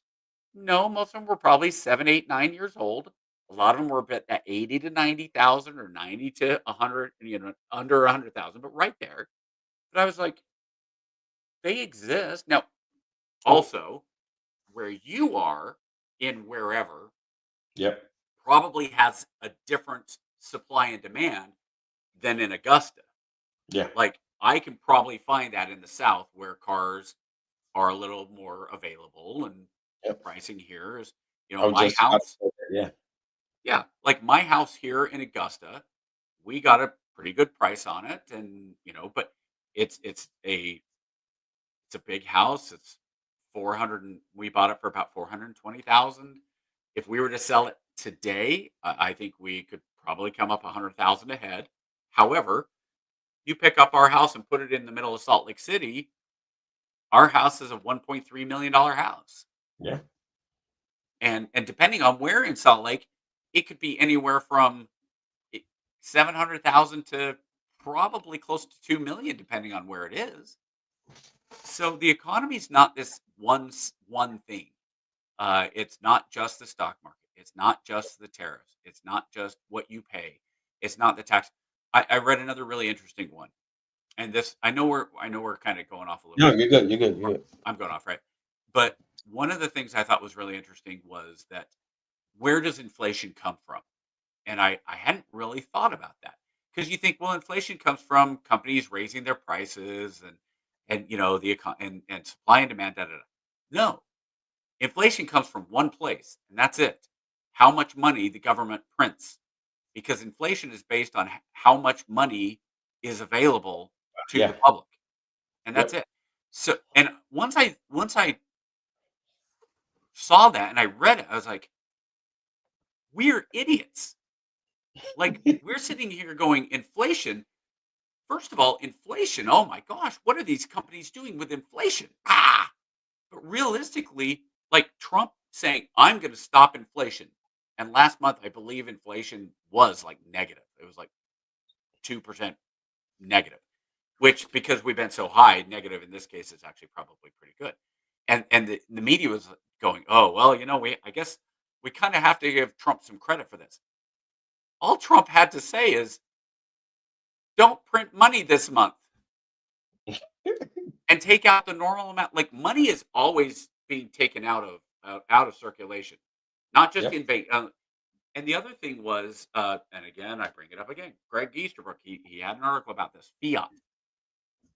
Gosh, maybe we should just have Greg on every week, and I don't have to quote him all the time. But he was talking about if you have a country like ours that is $35 trillion, what does it really mean? Like, does it mean anything? Are we ever going to pay it back? Do we need to? It's $35 trillion. As long as everybody's kind of happy with how the system's going and everybody's able to have food on their table and buy their TVs and buy a house at a decent interest rate, and they don't feel like they're being bent over and really screwed from behind, no bohica going on. Most people are probably pretty fine with it. But like if the federal government was ever serious, like about the deficit and truly wanted to change anything, the first thing would be to refinance the debt from the it was either 2.3 or 2.7% that we pay to the federal the government pays to the Federal Reserve on the To the debt Fed, which is to the Fed, insane. which is a private bank. Insane. It's insane. Again, You private go bank. ahead. Yeah, I have my own issues with the Fed, Yeah. but that is If insane. you wanted to fix, the first thing you would do is you would create an actual Bank of the United States. And you would have the actual Bank of the United States take over all the debt and basically leave the Fed high and dry. And the Federal Bank of the United States could very easily say, okay, well, we're still going to guarantee your 20-year bonds. It's just the Fed's not going to guarantee. We will. The government will do that. And just write it and make it as you want to make it interesting, make it a point like by law that the government cannot charge more interest rate than it costs to make the money, if that makes sense. So out of 35 trillion, you need $100 billion to make new coins, to keep the mints running, to pay. It's probably more than that. Let's say five. No, 100 billion is probably a good number, right? Yeah. That's a lot of money to reprint and especially with how we're going to electronic for the most part, right? So you could do it, and I'm sure part of the problem is if you did it, if you were the president of the United States and said, "This is what we're going to do." First of all, economists would freak out and say, "No, no, no, you can't do it." You'd be dead. And the second would be you'd be shot by, I don't know, a representative who may or may not have been paid by the Federal Reserve. It was a lone wolf. He acted alone. Loan, yeah. Someday we should probably play the whole video, or just go on YouTube. What is it? Search for how the Fed, the origins of the Federal Reserve Bank, I believe is what it is. Yeah. Something like that. It's a really, really interesting, and that's where we talked about earlier. When you're like Marjorie Taylor Greene, hiding out of the open. Yeah. None of this.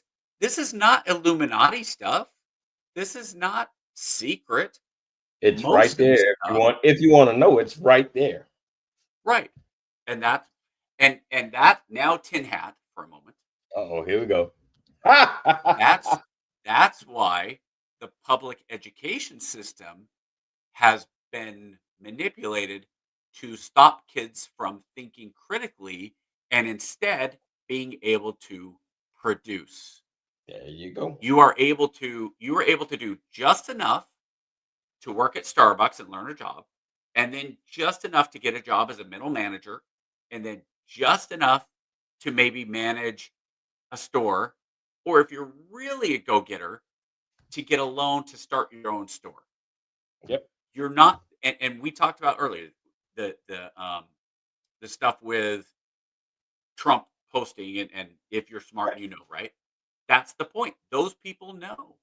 They know the right way to do these things, and they know how to make this money because if they're not smart enough to do it themselves, they are in a position generally to have people around them Yep. that are smart enough or to hire them. And yeah, generational wealth absolutely comes into play as part of that and everything else, right? I think it's hilarious. Um, Not in a funny way, but when somebody wins the lottery and they're bankrupt in 5 years, and you just go, that tells you the level of incompetence. First of all, the lottery is a tax on poor people. Okay, so the Georgia lottery has put in over the years $2 billion into the Georgia education system. Oh It's like, my yeah, God. that's just a tax. That's all they've done. People are now for me when I play the lottery. First of all, I will not play the lottery unless it's over like $200 million. Secondly, when I play the lottery, I buy one ticket for $2 because the odds of me winning are 1 in 440 million. Says it right on the back. Now, if I buy two, that doesn't mean I have now 1 in 220 million. It means I have twice at 1 in 440 million. The odds have not changed in any significant way. So if I buy 100 tickets, it's not like now I'm all the way up to 1 in 20 million. No, it's still 1 in 440 million. Now, the reason I buy the tickets is strictly for entertainment. You know why? Because if it's $200 million, I like to daydream about what I would do with $200 million, and it's fun. Now, do I think I'm going to win the lottery? No, of course not. Huh, no, no chance in hell. And am I sitting praying that I'm going to win the lottery? No, not really, because you remember Bruce Almighty, and he just said yes to everybody, and everybody won the lottery, and it made everybody's lottery ticket worth $4. It's like everybody won. I didn't win anything though. So if you manipulate the system so that people don't think, and I saw a Substack article and by the way, Substack, you want to self-educate, go to Substack. It is probably the best place for self-education that there is right now anywhere available. Okay. But this assistant professor was talking about the essential illiteracy of college students. And he said, look, I've talked to my other professor friends. This isn't just me. These kids don't know they don't read books. They don't read. They don't read the assignments I give them. They are unable to write, and they're unable to critically think. And he gave an example of a book he had assigned. I actually added it to my list to read, but I haven't got it yet because it's delayed, the app I use, so I won't have it for like 4 weeks. But it was something like, hey, describe this and why the underground man, whatever the question was, a college level question, right? And he showed two examples of the writing, and one of them was just absolutely just dumb, like to the point of at this is college level misspelling basic words Oh my God. and putting together a paragraph that if you read the paragraph, you thought, am I having a stroke right now? Because that doesn't make any sense. And he said, or you get this. And it was clearly Chat GPT. That Then GPT. you read it and you were like, yeah, you're like, Oh no, no, no. That is very AI-ish. And you can read both. So if you have, and that's probably for a a Gen X like me, that is probably the most frustrating thing that I have with my kids. My kids just had, my 11-year-old just had spring break. I told her I would pay her $10 for every book she read, Every book. including scriptures. Like, not like, go read the Bible and I'll give you 10 books. Go read one book. Go read Matthew and I'll give you 10 bucks. Yeah. Go read Book of Mormon, one chapter out of the, go read First Nephi. I'll give you 10 bucks. And she read a grand total of 0, right? But she said, "Oh, if you take me to the library, I'll get books I want." And it's like, I know the books you want. You want to read Diary of a Wimpy Kid, which is fine, but that's not really a book. That is not a child. It's like taking you and saying, "Hey, well, I got this book. What is it?" "Well, it's Batman versus Superman." "Let me see it." And it's a graphic novel. And you go, technically it's a book. But it's not. Technically it's a novel, but it's also mostly pictures. And if you went through that whole thing, like, now you want to go out and you read Mouse, Maus, and you want to describe to me why that is one of the most influential graphic novels, I'll give it. In fact, I have it. You want to tell me why, but she wouldn't be able to. Mouse is a very, very high level. The Watchmen, Yeah. very high level when you're talking about challenging, right? But if you're just going to go out and read Diary of a Wimpy, no.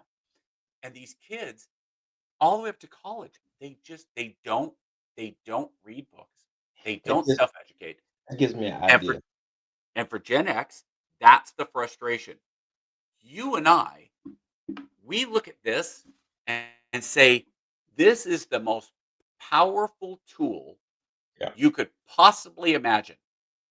When we were growing up in the 80s, this literally would have been worth $1 billion. This Easily. in my hand, $1 billion, because it would have had the computing power of every supercomputer in the world, like basically, and every library. And what do they use it for? TikTok. And if you're watching this on TikTok, great, love you. I hope you're giving us a thumbs up and you really like it. But instead of scrolling to the next one on TikTok, put your phone down, go onto an app like Libby, Libby, use your library card, download a book, and listen to an audiobook, read a book, go to your parents, go to your parents up in their room if they have books, and if they don't have books, what's wrong with your parents? Go to the library. Oh my God. Find something. Even so, KJ, you and I, we did something when we were young that these guys have no concept of. They had these things that came out every single day that you walked out your front door and they were folded up on the driveway, and they had a rubber band around them. And they were in, if it was rainy, they were in a plastic sleeve, and you would take them out and you would unfold them and they'd get your hands a little dirty, and you could read what happened that day, especially locally. And you would go, wow, I'm actually reading. And it would increase your ability to your vocabulary, your reading comprehension. Kids today cannot read a story. This is what the professor was saying. Cannot read a story and understand the most basic things beyond the broad stroke. They don't know what the theme is. They can't what the underlying purposes are. They just don't have it. And that's probably the most frustrating thing about this is the power of this. And if anybody wants to go, "Oh, Chapel, what did you do?" I've averaged over the last 5 years, I've averaged around 75 books a year. A year. On you. That gives me, you know what though? That gives me a point, because I did the same. I did something similar with my daughter recently, my teenager. Black History Month. I said, okay, hey, look, this is January 28th. I said, listen, you got the entire month. I want you to pick one female revolutionary and I want you to write a book report on that revolutionary. And it doesn't have to be a formal book report. I said I want you to read about them, and I want you to write your thoughts on why that person was an important part of history. And I said, you have until the end of the month. And here's the thing. I said, if you write the book report and you get it to me, and it's not the AI generated, it's your own thoughts, I will double your allowance. But if I don't Double get it it, for how long? Double no, it for no, how this is long? for the next month. So this is for the next month. So she had the entire month of February. So her And you March give 1st her allowance, double allowance for all of March. yeah, yeah. So her March 1st allowance will be double. But the gotcha is if you don't submit a book report, you don't get an allowance for March. So I sat back and I waited, send out general reminders. Hey, 1 week passed. Dad, I got 3 weeks left. I got it. I'm good. Hey, it's Valentine's Day. 2 weeks passed. You're running out of time. Giving Oh, me Dad, I money. got plenty. Yep. So February 27th, I get a text message from my daughter. She says, "Oh my God, Dad, I got these reports coming up. I got this test I got to study for in school. got Can I something get an extension?" Yeah, can I get an extension? Oh, you got it. I said, but you had the entire month. Had you just went ahead and knocked it out? I said, you know what? I'm so confident you're not gonna do it. I'm gonna withhold your allowance. Yeah, I'm gonna withhold your allowance for another 7 days. So you have until March 7th. If you do the book report, get it to me. The entire week goes. So March 7th, 10 p.m., I get this AI generated report. Or I didn't even read it. Like you after the first 2 lines, you're like, all right, cool. This is Chat GPT. I got it. You know what I mean? So I hit her up and I said, listen, you got two options. You can tell me the truth now, and it might save your allowance, or you can lie to me and then you won't get any allowance. Because I know. I was like, I do this for a living. I can spot when it's fake pretty easily. Yeah. And she was like, "Oh yeah, Dad, I generate, I asked Chat GPT to write it and then I send it to you." I said, "Why would you do that?" I said, "You had a whole month and a half." I said, "If this exercise wasn't about the report so much as it was about being disciplined and time management. You know what I'm saying? You missed all the auxiliary lessons that came about having this deadline." And I said, "I'm disappointed in you." I said, "I'm going to give you the allowance because you were honest with me." And then she ended up writing it anyway after the fact. And then come to find out, she actually enjoyed it. But it's just the point of it. And then that brings me up, like, as an instructor, I'm kind of that's the kind of instructors we had growing up, right? Like they would do things like, "Hey man, put your books away. This is going to be an exam, right? I want you guys to write, tell me about the lesson we just learned about, and you can't use any notes, you can't use any books." And I wonder, I don't know, because everything's so structured in the school system now. Can an instructor kind of do that, right? Say, "Hey, look, man, all right, I know we're supposed to have a test on this, but here's your test. No phones, no books. You got to the end of class to write me a 5-paragraph summary on, whatever, the Gettysburg Address. I want you to write everything you've learned about it this month. And you can't use any notes, you can't use any, and then let that be the test." I think that would be something interesting to see because it would allow the kids to be able to, you know what I'm saying? To think on their feet. And then for college at the college level, I'm thinking like if I was a college professor, one thing I would do is I would be one of those I always look at myself like one of those professors, be like, "All right, hey man, you guys think you're pretty smart, right? Great. Here's what we're gonna do. You get no phones, no digital assets, put everything away. Here's pencil, here's paper. All right. I want you to write me. You're in my class for 2 hours. You have 90 minutes to write me a 3-page paper on you can pick, I have 5 topics on the board. And you pick whichever topic you want to write, right? And based off of this is how you're gonna get graded. And that will be the exam. But I don't know if you can do that anymore because it allows too much free thinking. And I think school, well, So you're a teacher. What is it like? Can you do something like that? so this is my understanding, and I'm trying to go into the teaching profession. Now, I've had an interview with a public school, 8th grade, that I think if I want that job, I'm pretty sure I'll be offered it. I've had an interview with a Christian academy here in Augusta Mhm. that I was worried because Christian academy being LDS, not a lot of people think traditional Christians are like, oh, LDS, you're not even Christian, which got past that, which was great. So I have an interview this week with the whoever the next person is. And we were talking about this specifically about the difference between teaching to the test and teaching to the Socratic method.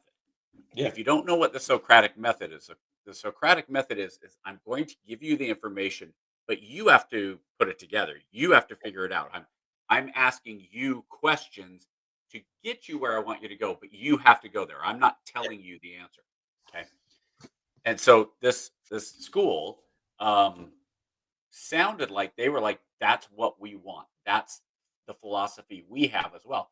Because as a private school, they don't have to follow the same federal and state mandates. And we've talked about this Department of Education. That's one of the issues with Department of Education is you have to do these things.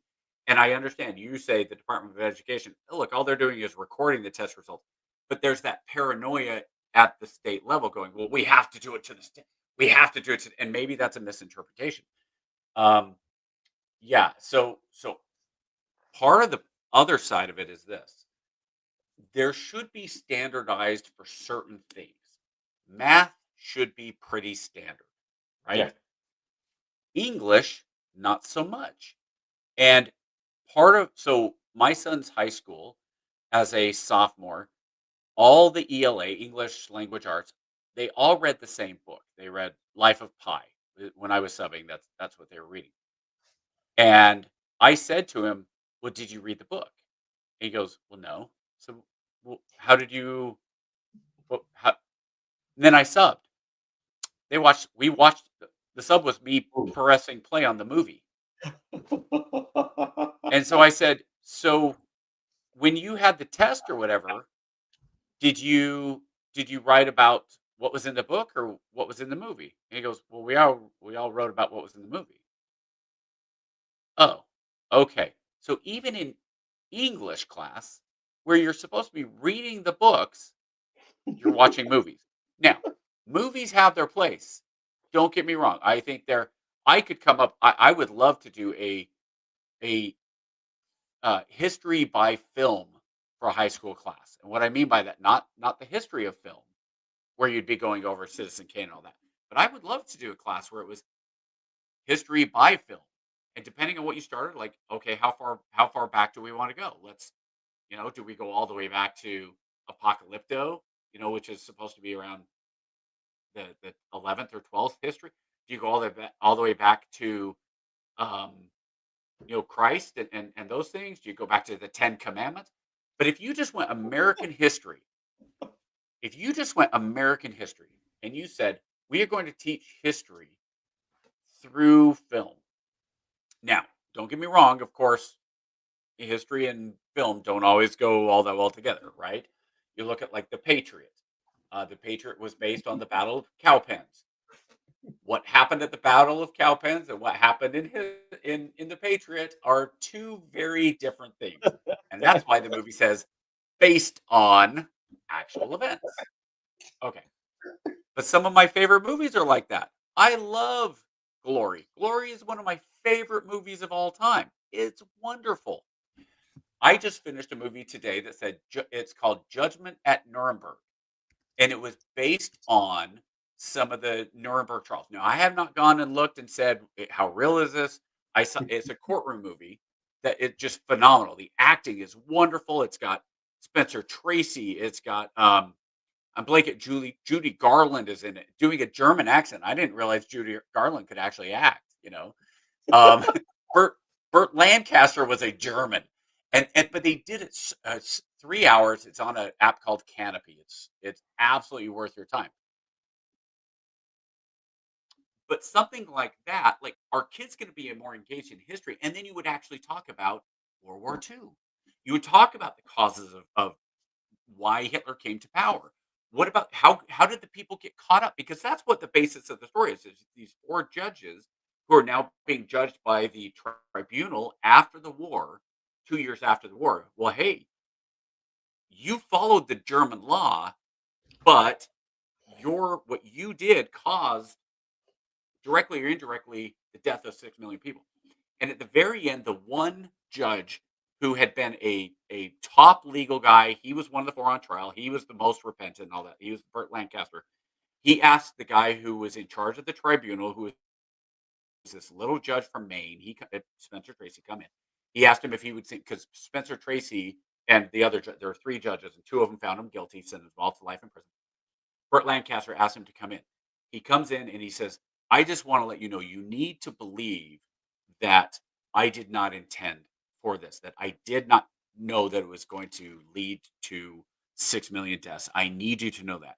And that was never, and Spencer Tracy character, and of course, this isn't what really happened, but Spencer Tracy's character said something like, this, you didn't think it would end with 6 million dead Jews. It was 6 million dead. But it started when you found the first innocent person and sent them to death.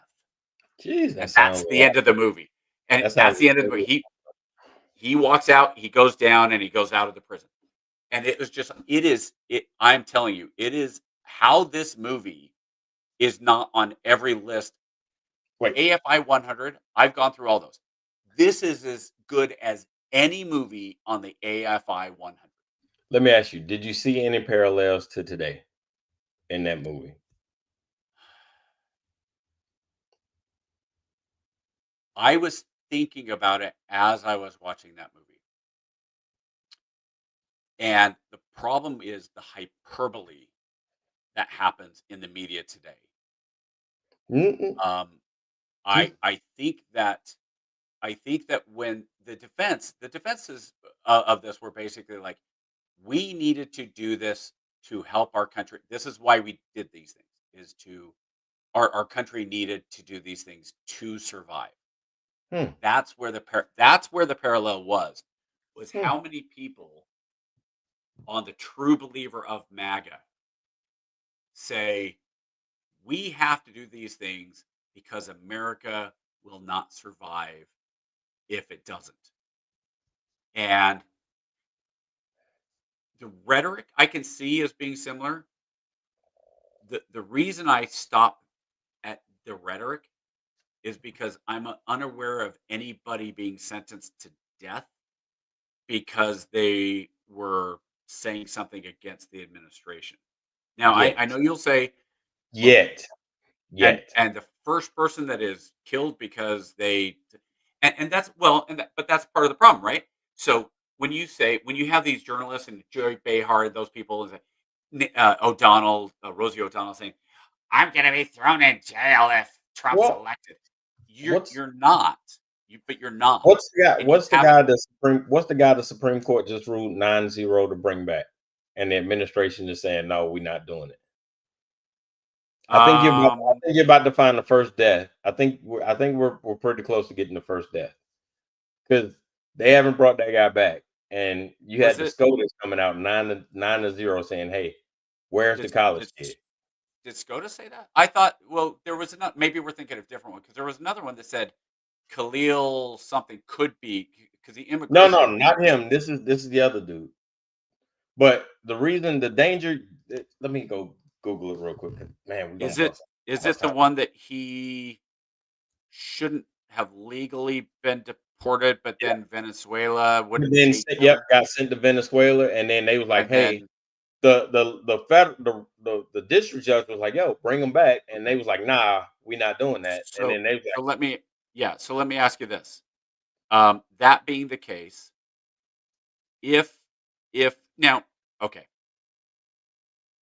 Trump and the federal government, if the executive branch called the executive branch in El Salvador, and I've said I'm a big fan of what they've done in El Salvador because El Salvador truly was going to hell, right? It was the gangs and everything else, and they basically rounded them all up, threw them into prison, and said, do what you want in there, make your own little countries in there, but we are shutting you out of everything else. You do not belong to society. You are stuck here. Now, I don't know if he's at that prison. I don't know far enough. But if the administration said to El Salvador, hey, we need this guy back, the question is, if El Salvador said no, because we don't want to. How far do you go? How Well, far do you go to get him back? I mean, we are definitely riding down that slippery slope, and that's the danger of having. That's the Sure. danger of having history by movies, because you'll have things like this happen, and you like you said, and Oh, the sure. final scene was extremely pointed, where the judge was Yes. like, "Yo, I didn't mean for this to happen. I didn't mean for this to happen." Yeah. And then the last line is what sticks out the most. Sure. You did it when you let the first one slide. So you put these things into motion, and then what happens Right. is you'll have these if we were to go that route, right? History by movies, right?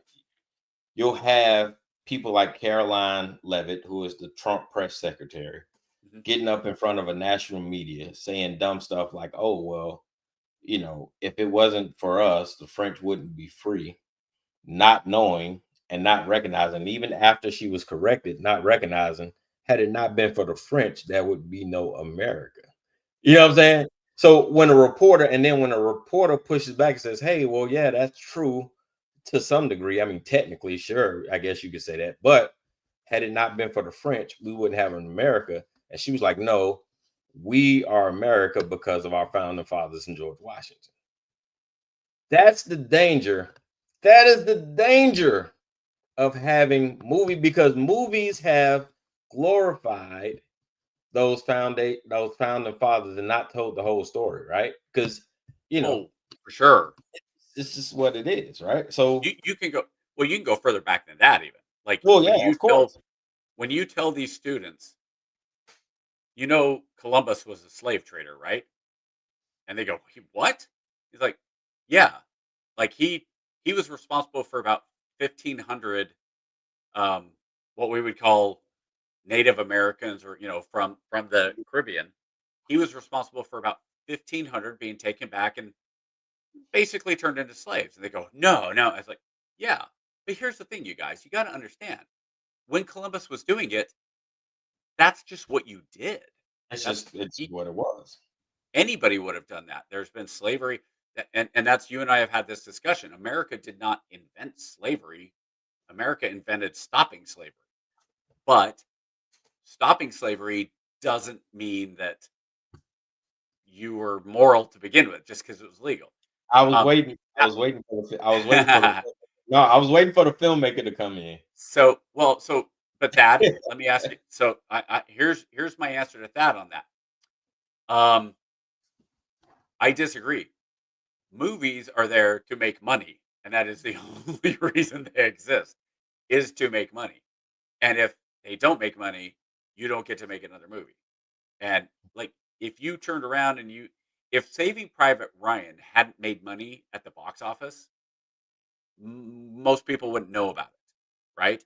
Um, sometimes you have some cult classics like Office Space that broke through on VHS and some of those things, but you don't have a lot of true history. I think the only movie I can think of, Oh, this is gonna be a good. This is gonna be a the whole only nother yeah, conversation.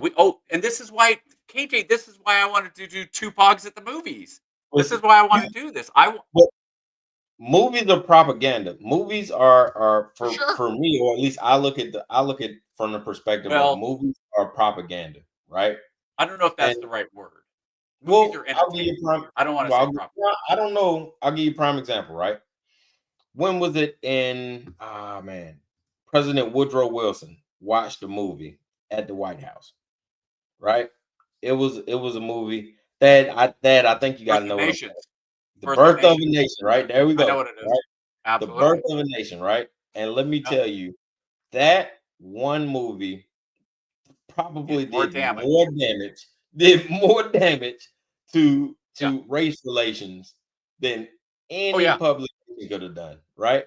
Any Probably publication. probably So, killed probably killed more people than any yeah, movie. Direct absolutely. cause. Yeah, Absolutely. absolutely. And And I don't disagree that that was, but that's not true of all movies. That's all I'm saying. Like, I well, don't no, think no, no. movies, I mean, obviously, yeah, obviously not all movies. I mean, but they can there's be for always, sure. but for the, I mean, you can look at war Well, movies, right? Like, look at Inglorious Bastards is making that's like a central theme of it, is that the Germans were using cinema to promote Right. propaganda, and Right. then Shoshana turns around and screws them at their own game and kills them Right. all on their own game. But I mean, even Americans do it because you look at World War II movies and you think like I said, Caroline Levitt is a perfect case study for this because she doesn't realize had the damn Germans not ran out of fuel, Yeah. we could be, or had the Russians not turncoat, we could be, it could be a completely different landscape, right? Yeah, Because, there's a well, lot of stuff. If here's the Germany thing. if Here's the Germany thing. had gone into Russia 4 weeks earlier instead of dragging their heels. Well, not even that, but in 1943, nobody was stopping Germany. Hell, America wasn't ready to fight. We had gone into isolationism after World War One. We didn't have the Germany army didn't ready want to fight. but Germany didn't want us in. That was the one thing No. they were worried about. Well, I mean, yeah, they kind of had the hand force when Japan got crazy, but And and they then were mad two, about that. but then two, they weren't expecting the Russians to flip either. Oh, no, no, no. They stabbed Russia in the back. Well, I So know they that, had but they so it wasn't about Russia flipping. It was they okay, anyway.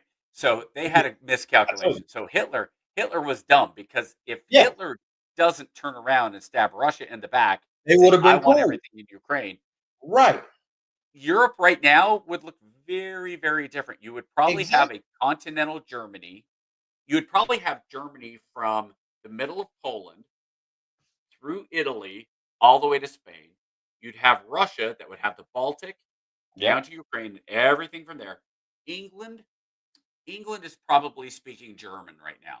If There's no problem. if There's no Hitler, problem with you. yeah. Well, Easy. the reason I say probably is because there's a point where Germany actually didn't want to wipe England out. They looked at it as you're an Aryan brother.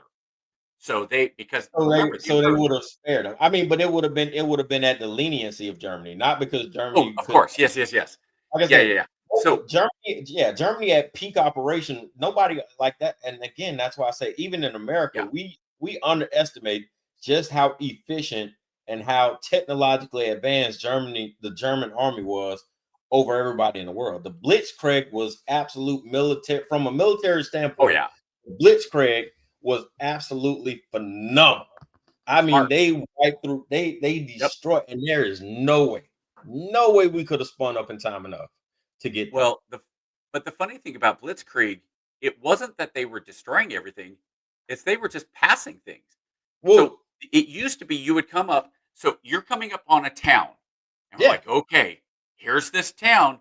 We have to battle it out in the town, and we have to win this town.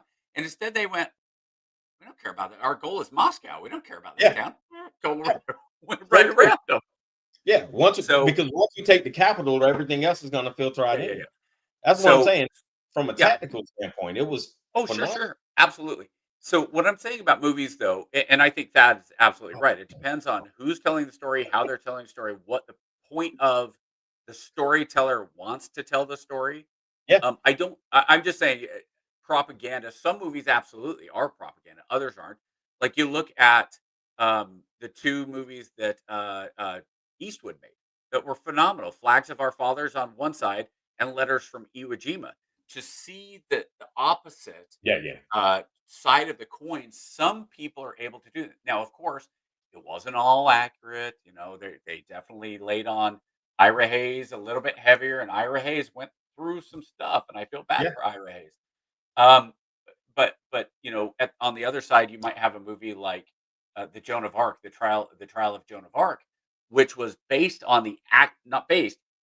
The dialogue was the yeah. actual transcripts of Yeah, of the trial, which is yeah. incredible. Like, but you couldn't like Judgment at Nuremberg. Could you take what was actually said and turn it into a movie? No, because the trial lasted for a year. Now, are parts of it in the movie? I don't know. But I'll tell you what, when Burt Lancaster was giving his monologue about how he messed up and how the Germans need to stop defending what happened and need to come clean and be truthful with themselves and the rest of the world. I was sitting there going, this and the camera kind of went like it was. I don't know how many takes, but there were not many cuts in this. This was not a 14, a cut every 3 seconds. This was a cut about every 2 minutes. At one point, as he's giving his monologue, the camera zooms out, it goes up high, and then comes in on him again. And I'm just watching this going, this is a What is the master name of class. this movie, man? Because now you got me excited. Judgment at Nuremberg. And it's on the Canopy app. Canopy with a K. Kanopy. So it's Yeah, I got free. If you have a library card, you get a certain number of movies and it's like renting a movie, and the longer you have it, the more credits you hold, and you can hold up to like 16 credits. So watching that movie, it costs you like 2 credits, right? But incredible acting, all around. Again, I didn't know Judy Garland could actually act. I mean, she's in The Wizard of Oz. She can obviously sing, but it was the guy who plays the German, the guy who to give you an example of the brilliance of this movie. They start off. This is the German trial, so all the Americans are there, and so they're of course speaking English, so they have the headphones on it. And there's a point where they're doing the translation from German to English, and then they kind of do this transition where he's going from Sprechen to Deutsch to as he's and I want the Americans to know blah blah blah, and it changes. They do it in a way that you go, oh, they went from German to English so intelligently because like really are we going to watch a movie that everything they say is going to be translated and we're listening to a translation from them speaking, but they did it for like the first 5 minutes of the trial in the movie, and then they transitioned to English. The other thing they did was everybody that was German that was speaking English was doing it with an accent. Colonel Klink from Hogan's Heroes is one of the defendants. So he is upset. The Germans, we wouldn't do this the right things. This is for our country. You are great. So it's Colonel Klink, right? And it's hard to watch because it's Colonel Klink, but that's what it is. So even Lancaster, Burt, I didn't know Burt Lancaster could do a German. It was a German accent. You don't sit there and go, "That's Burt Lancaster." He is that German judge who did this, and so that's all I'm saying about. Oh, I saw Stanley Kramer. I was about to look at that. And go, that was Kubrick. No, but that's where I'm saying like movies can be a strong basis for an education if they're followed up with research and intelligent thought. There you go. Fair enough. Glory, the movie Glory, you go through and you watch Glory, and if that doesn't spark your interest to go to the National Mall and find the relief of the actual thing they show at the end of the movie that has the soldiers of the 54th with Colonel Robert Shaw on his horse and the cannons. I love Glory, and the first time I was in DC, I was like, that's what I have to go see. The first time I saw Amistad, I don't remember if I lived in New Haven or in Connecticut at the time, or if I was when I moved to Connecticut. That was one of the first things I did. I went and found the Amistad monument. Now, the movie Amistad and what happened on the Amistad don't have a lot of things in common. They have the name Amistad in it, but I went and read the book afterwards and read what the real account was. And I was like, oh my gosh. Yeah. But if you show a bunch of kids Amistad, if you're allowed to watch it, because obviously there's some You absolutely cannot. No way. And that's the problem. Well, you can't even show Glory's rated R. You can't show Glory because it's rated R because of the N word and because of the whipping. Listen, one of the most powerful, absolute most powerful scenes in the history of cinema is Denzel Washington. He leaves, if you remember, he leaves camp. He sneaks out. He's talking about getting some. He talks about, hey, there's this lady says she feeds you if you go into. You're gonna come with me, right? And he gets caught as a deserter. He wasn't deserting. He was going to find some shoes and maybe get some food. Well, the punishment for desertion was lashes, was getting whipped. And they put him up and they ripped the shirt off. And the hardened NCO, the Irish, this is your right, this is your left. He rips the shirt off and he looks like, are we really going to do this? Because Denzel Washington is an escaped slave who has the scars all over his back. And Colonel Shaw's number 2 guy says, Kerry Ewells says, not like this, Robert. And he says, Major, stand at attention. And he goes there. And you can see Colonel Shaw. I mean, Matthew Broderick was great at this, but you can see even in his face, like, I don't want to do this, but them are the rules, and I don't want to do this. But the whipping, and you see, I mean, I get choked up thinking about it. Denzel Washington staring him down as he's getting whipped, and you feel it as he's getting whipped, and the tear that Denzel Washington drops. And it won him the Oscar.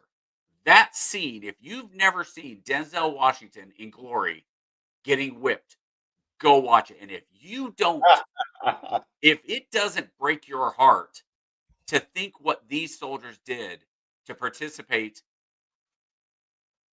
in the liberation, not of themselves, but of this country, then I don't know what to tell you. Move back to wherever you're from. Go back to Mexico, go back to Ireland, go back to wherever. Because you don't belong in America if you're not moved by that scene and think black men helped us win this war. They were a major part of winning this war. And it's important to know these things.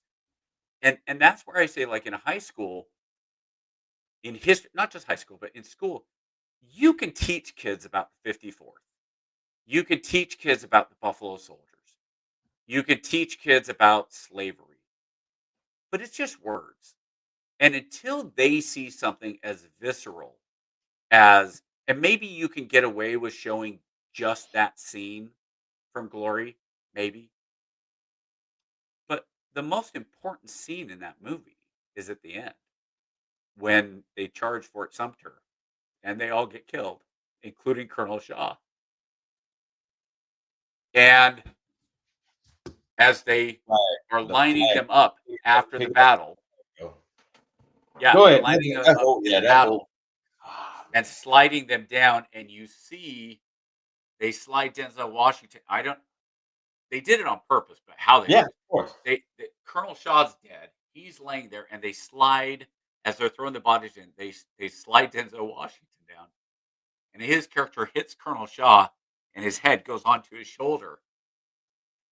And they're equal in death, and they died for this country. If you can't show stuff like that in high school, these kids don't know, and they don't get it. And instead, they scroll through TikTok watching people do these challenges of throwing flour on each other or whatever the stupid thing is. And you don't make history interesting. I don't. And you make the school system in such a way that our kids, we talk about idiocracy. And I understand that the threat of idiocracy, and there are some things of idiocracy. I get it. It's a ridiculous level of it. But my daughter, she came home one day and she said, Dad, my history teacher was talking about, or one of my teachers, he was talking about Monty Python. And I know you liked it. And he said it, and I recognized that it was Monty Python. And my history teacher was like, yeah, that's great. You know what it is. And so we sat and we started talking. And we started talking about history. After 20 minutes, she was I believe she was either a senior. I think she was a senior. And she said, Dad, I don't get it. I learned more about history sitting here talking to you in the last 20 minutes than I've learned in my entire high school career. Oh my God. And well, first of all, that part of the fault's on you, kid. Like they're teaching this stuff. I mean, but how they're doing it. They don't, as a teacher, you have to be engaging. And if I could tell that story, if you cut that part and put it on TikTok, and somebody watched me reacting, because I can see my reaction.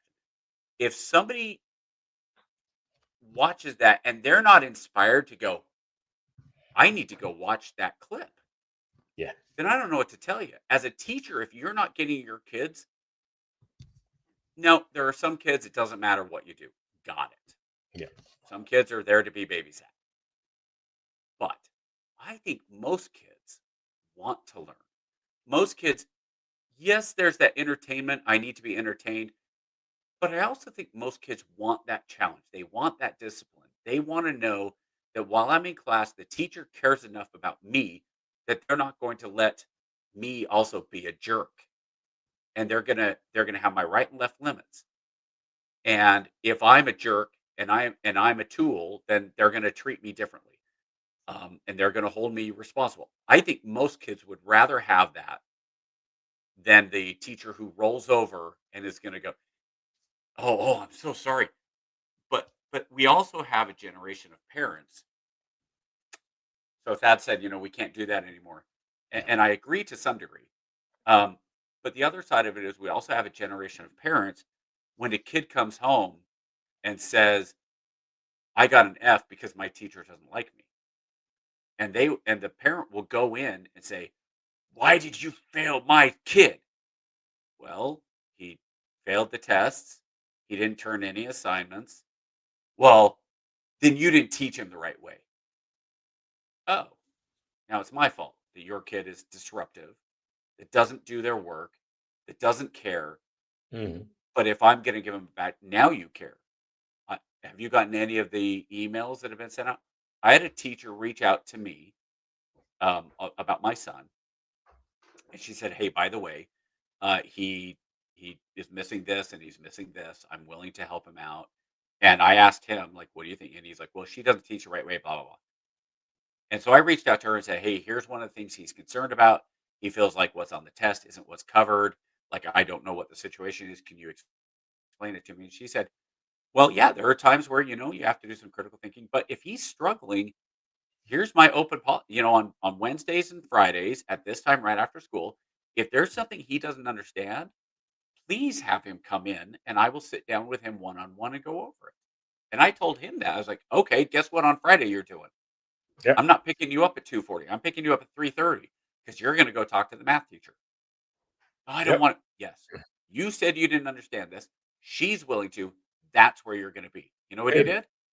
He went because Yeah. I held him accountable and I said, I'm going to check with your teacher, make sure you show up. Yeah. And afterwards, I said, now do you understand what you're doing? He goes, well, yeah. Okay, so what's the difference between what she was teaching you in class versus what she was teaching you one-on-one? Well, I mean, when it's in class, she doesn't she's not as focused and there's other stuff going on. She's just not as clear. I'm like, okay. So if that's the case, do you know now that you can go on Wednesday or Thursday or Wednesday or Friday and you can talk to her? Yeah. Okay. Good. Then that's what you need to do. Or you can self-educate. When you get home, figure it out. Well, that's not as effective. Fine. But you got to learn this stuff one way or the other. And then the dumbest part, just last thing, the dumbest part is I asked him last week, well, so have you decided what you kind of want to go into? I know you're 15 and all that. He goes, well, engineering. I said, but you don't like math. He goes, yeah, I know. Like, dude, engineering is like 90% math. So are you not good at math or you don't like math? He goes, kind of both. You want to be an engineer. I'm telling you, man, go become a plumber. Everybody poops. I'm You'll telling make you, man. money plumbing. I wish to this day, like, if I was 15, now I'm a little bit different. But if I'd had somebody that I respected and well, it doesn't work generationally because I can take him and say, "Hey, come here. I'm going to show you how to do this," and his interest will be there for about 60 seconds, and then he'll walk away. And then While it's I'm over. trying Yeah. to show him how to do something actually in the house. This is Yeah. what you do to fix this. Yeah. Oh, okay. But and you can say, well, you can just go look it up on YouTube. These guys don't know the difference between a regular screwdriver and a Phillips screwdriver, though. My favorite line is, Dad, can you just call somebody? Can I just call somebody? Oh, I'll be like, oh. you know, Anyway, we got to yes, get up here, yes, man. yes, We and it will cost you it will cost you the next 2 months of your money to have them come out. That's my other favorite thing. When we go to the store and my daughter says, she's 11, she's like, will you buy this? I say, well, you've earned $20 from chores and from soccer and all that. You've earned 20. So you could buy it. Oh no, I don't want it then. Yeah. You're willing to spend my money on it, but not your own? If you're willing to spend your own money on it, I will get it for you. I don't really care what it is. It's your money. You want to spend $25 on your nail stuff that you're going to put your nails on and peel them off the next day? I think it's silly, but okay, cool. It's your money. And that's kind of how I do it. Yeah. So that's what we're doing with the toddlers now. now. Final thoughts, man. We are 2.5 hours? Most. Yeah. What are we doing? Yeah, we definitely burnt time today. Go ahead. You got the final thought. I don't care. I don't need a final thought. I've been talking way too much. I'm good, man. Hey, we will see you guys next week. One more week before our 3-year anniversary. Is it 2 or 3? We'll be going on our 3rd year. Oh, so it's our second anniversary. We completed 2 years, but we're going on our 3rd year. And it's going to be Greg Easterbrook. We need to promote that. Like we need to seriously. We start next week. Putting it out. Do the little clips of from when he was on last year, and just he's coming on again. Let's go. All right, man. Same back channel. Thad, I'll holler at you later, brother. Thanks for showing up. Hey, Thad, at some point, you need to come on so we can just talk movies. Let's do a top 5 movie or something. Let's do an episode about movies. Man, you guys will be on here 3 hours talking movies. Cool. 3 hours. All right, we are out of here. Let me hit the notes. Play the. Gee, Ray, what do you want to do tonight? The same thing we do every night, Pinky. Try to take over the world. All right, yo, let's get into it. Try to take over the world. Try to take over the world. And greatest chaplain in the world, Mr. Lance O'Neill. Try to take over the world.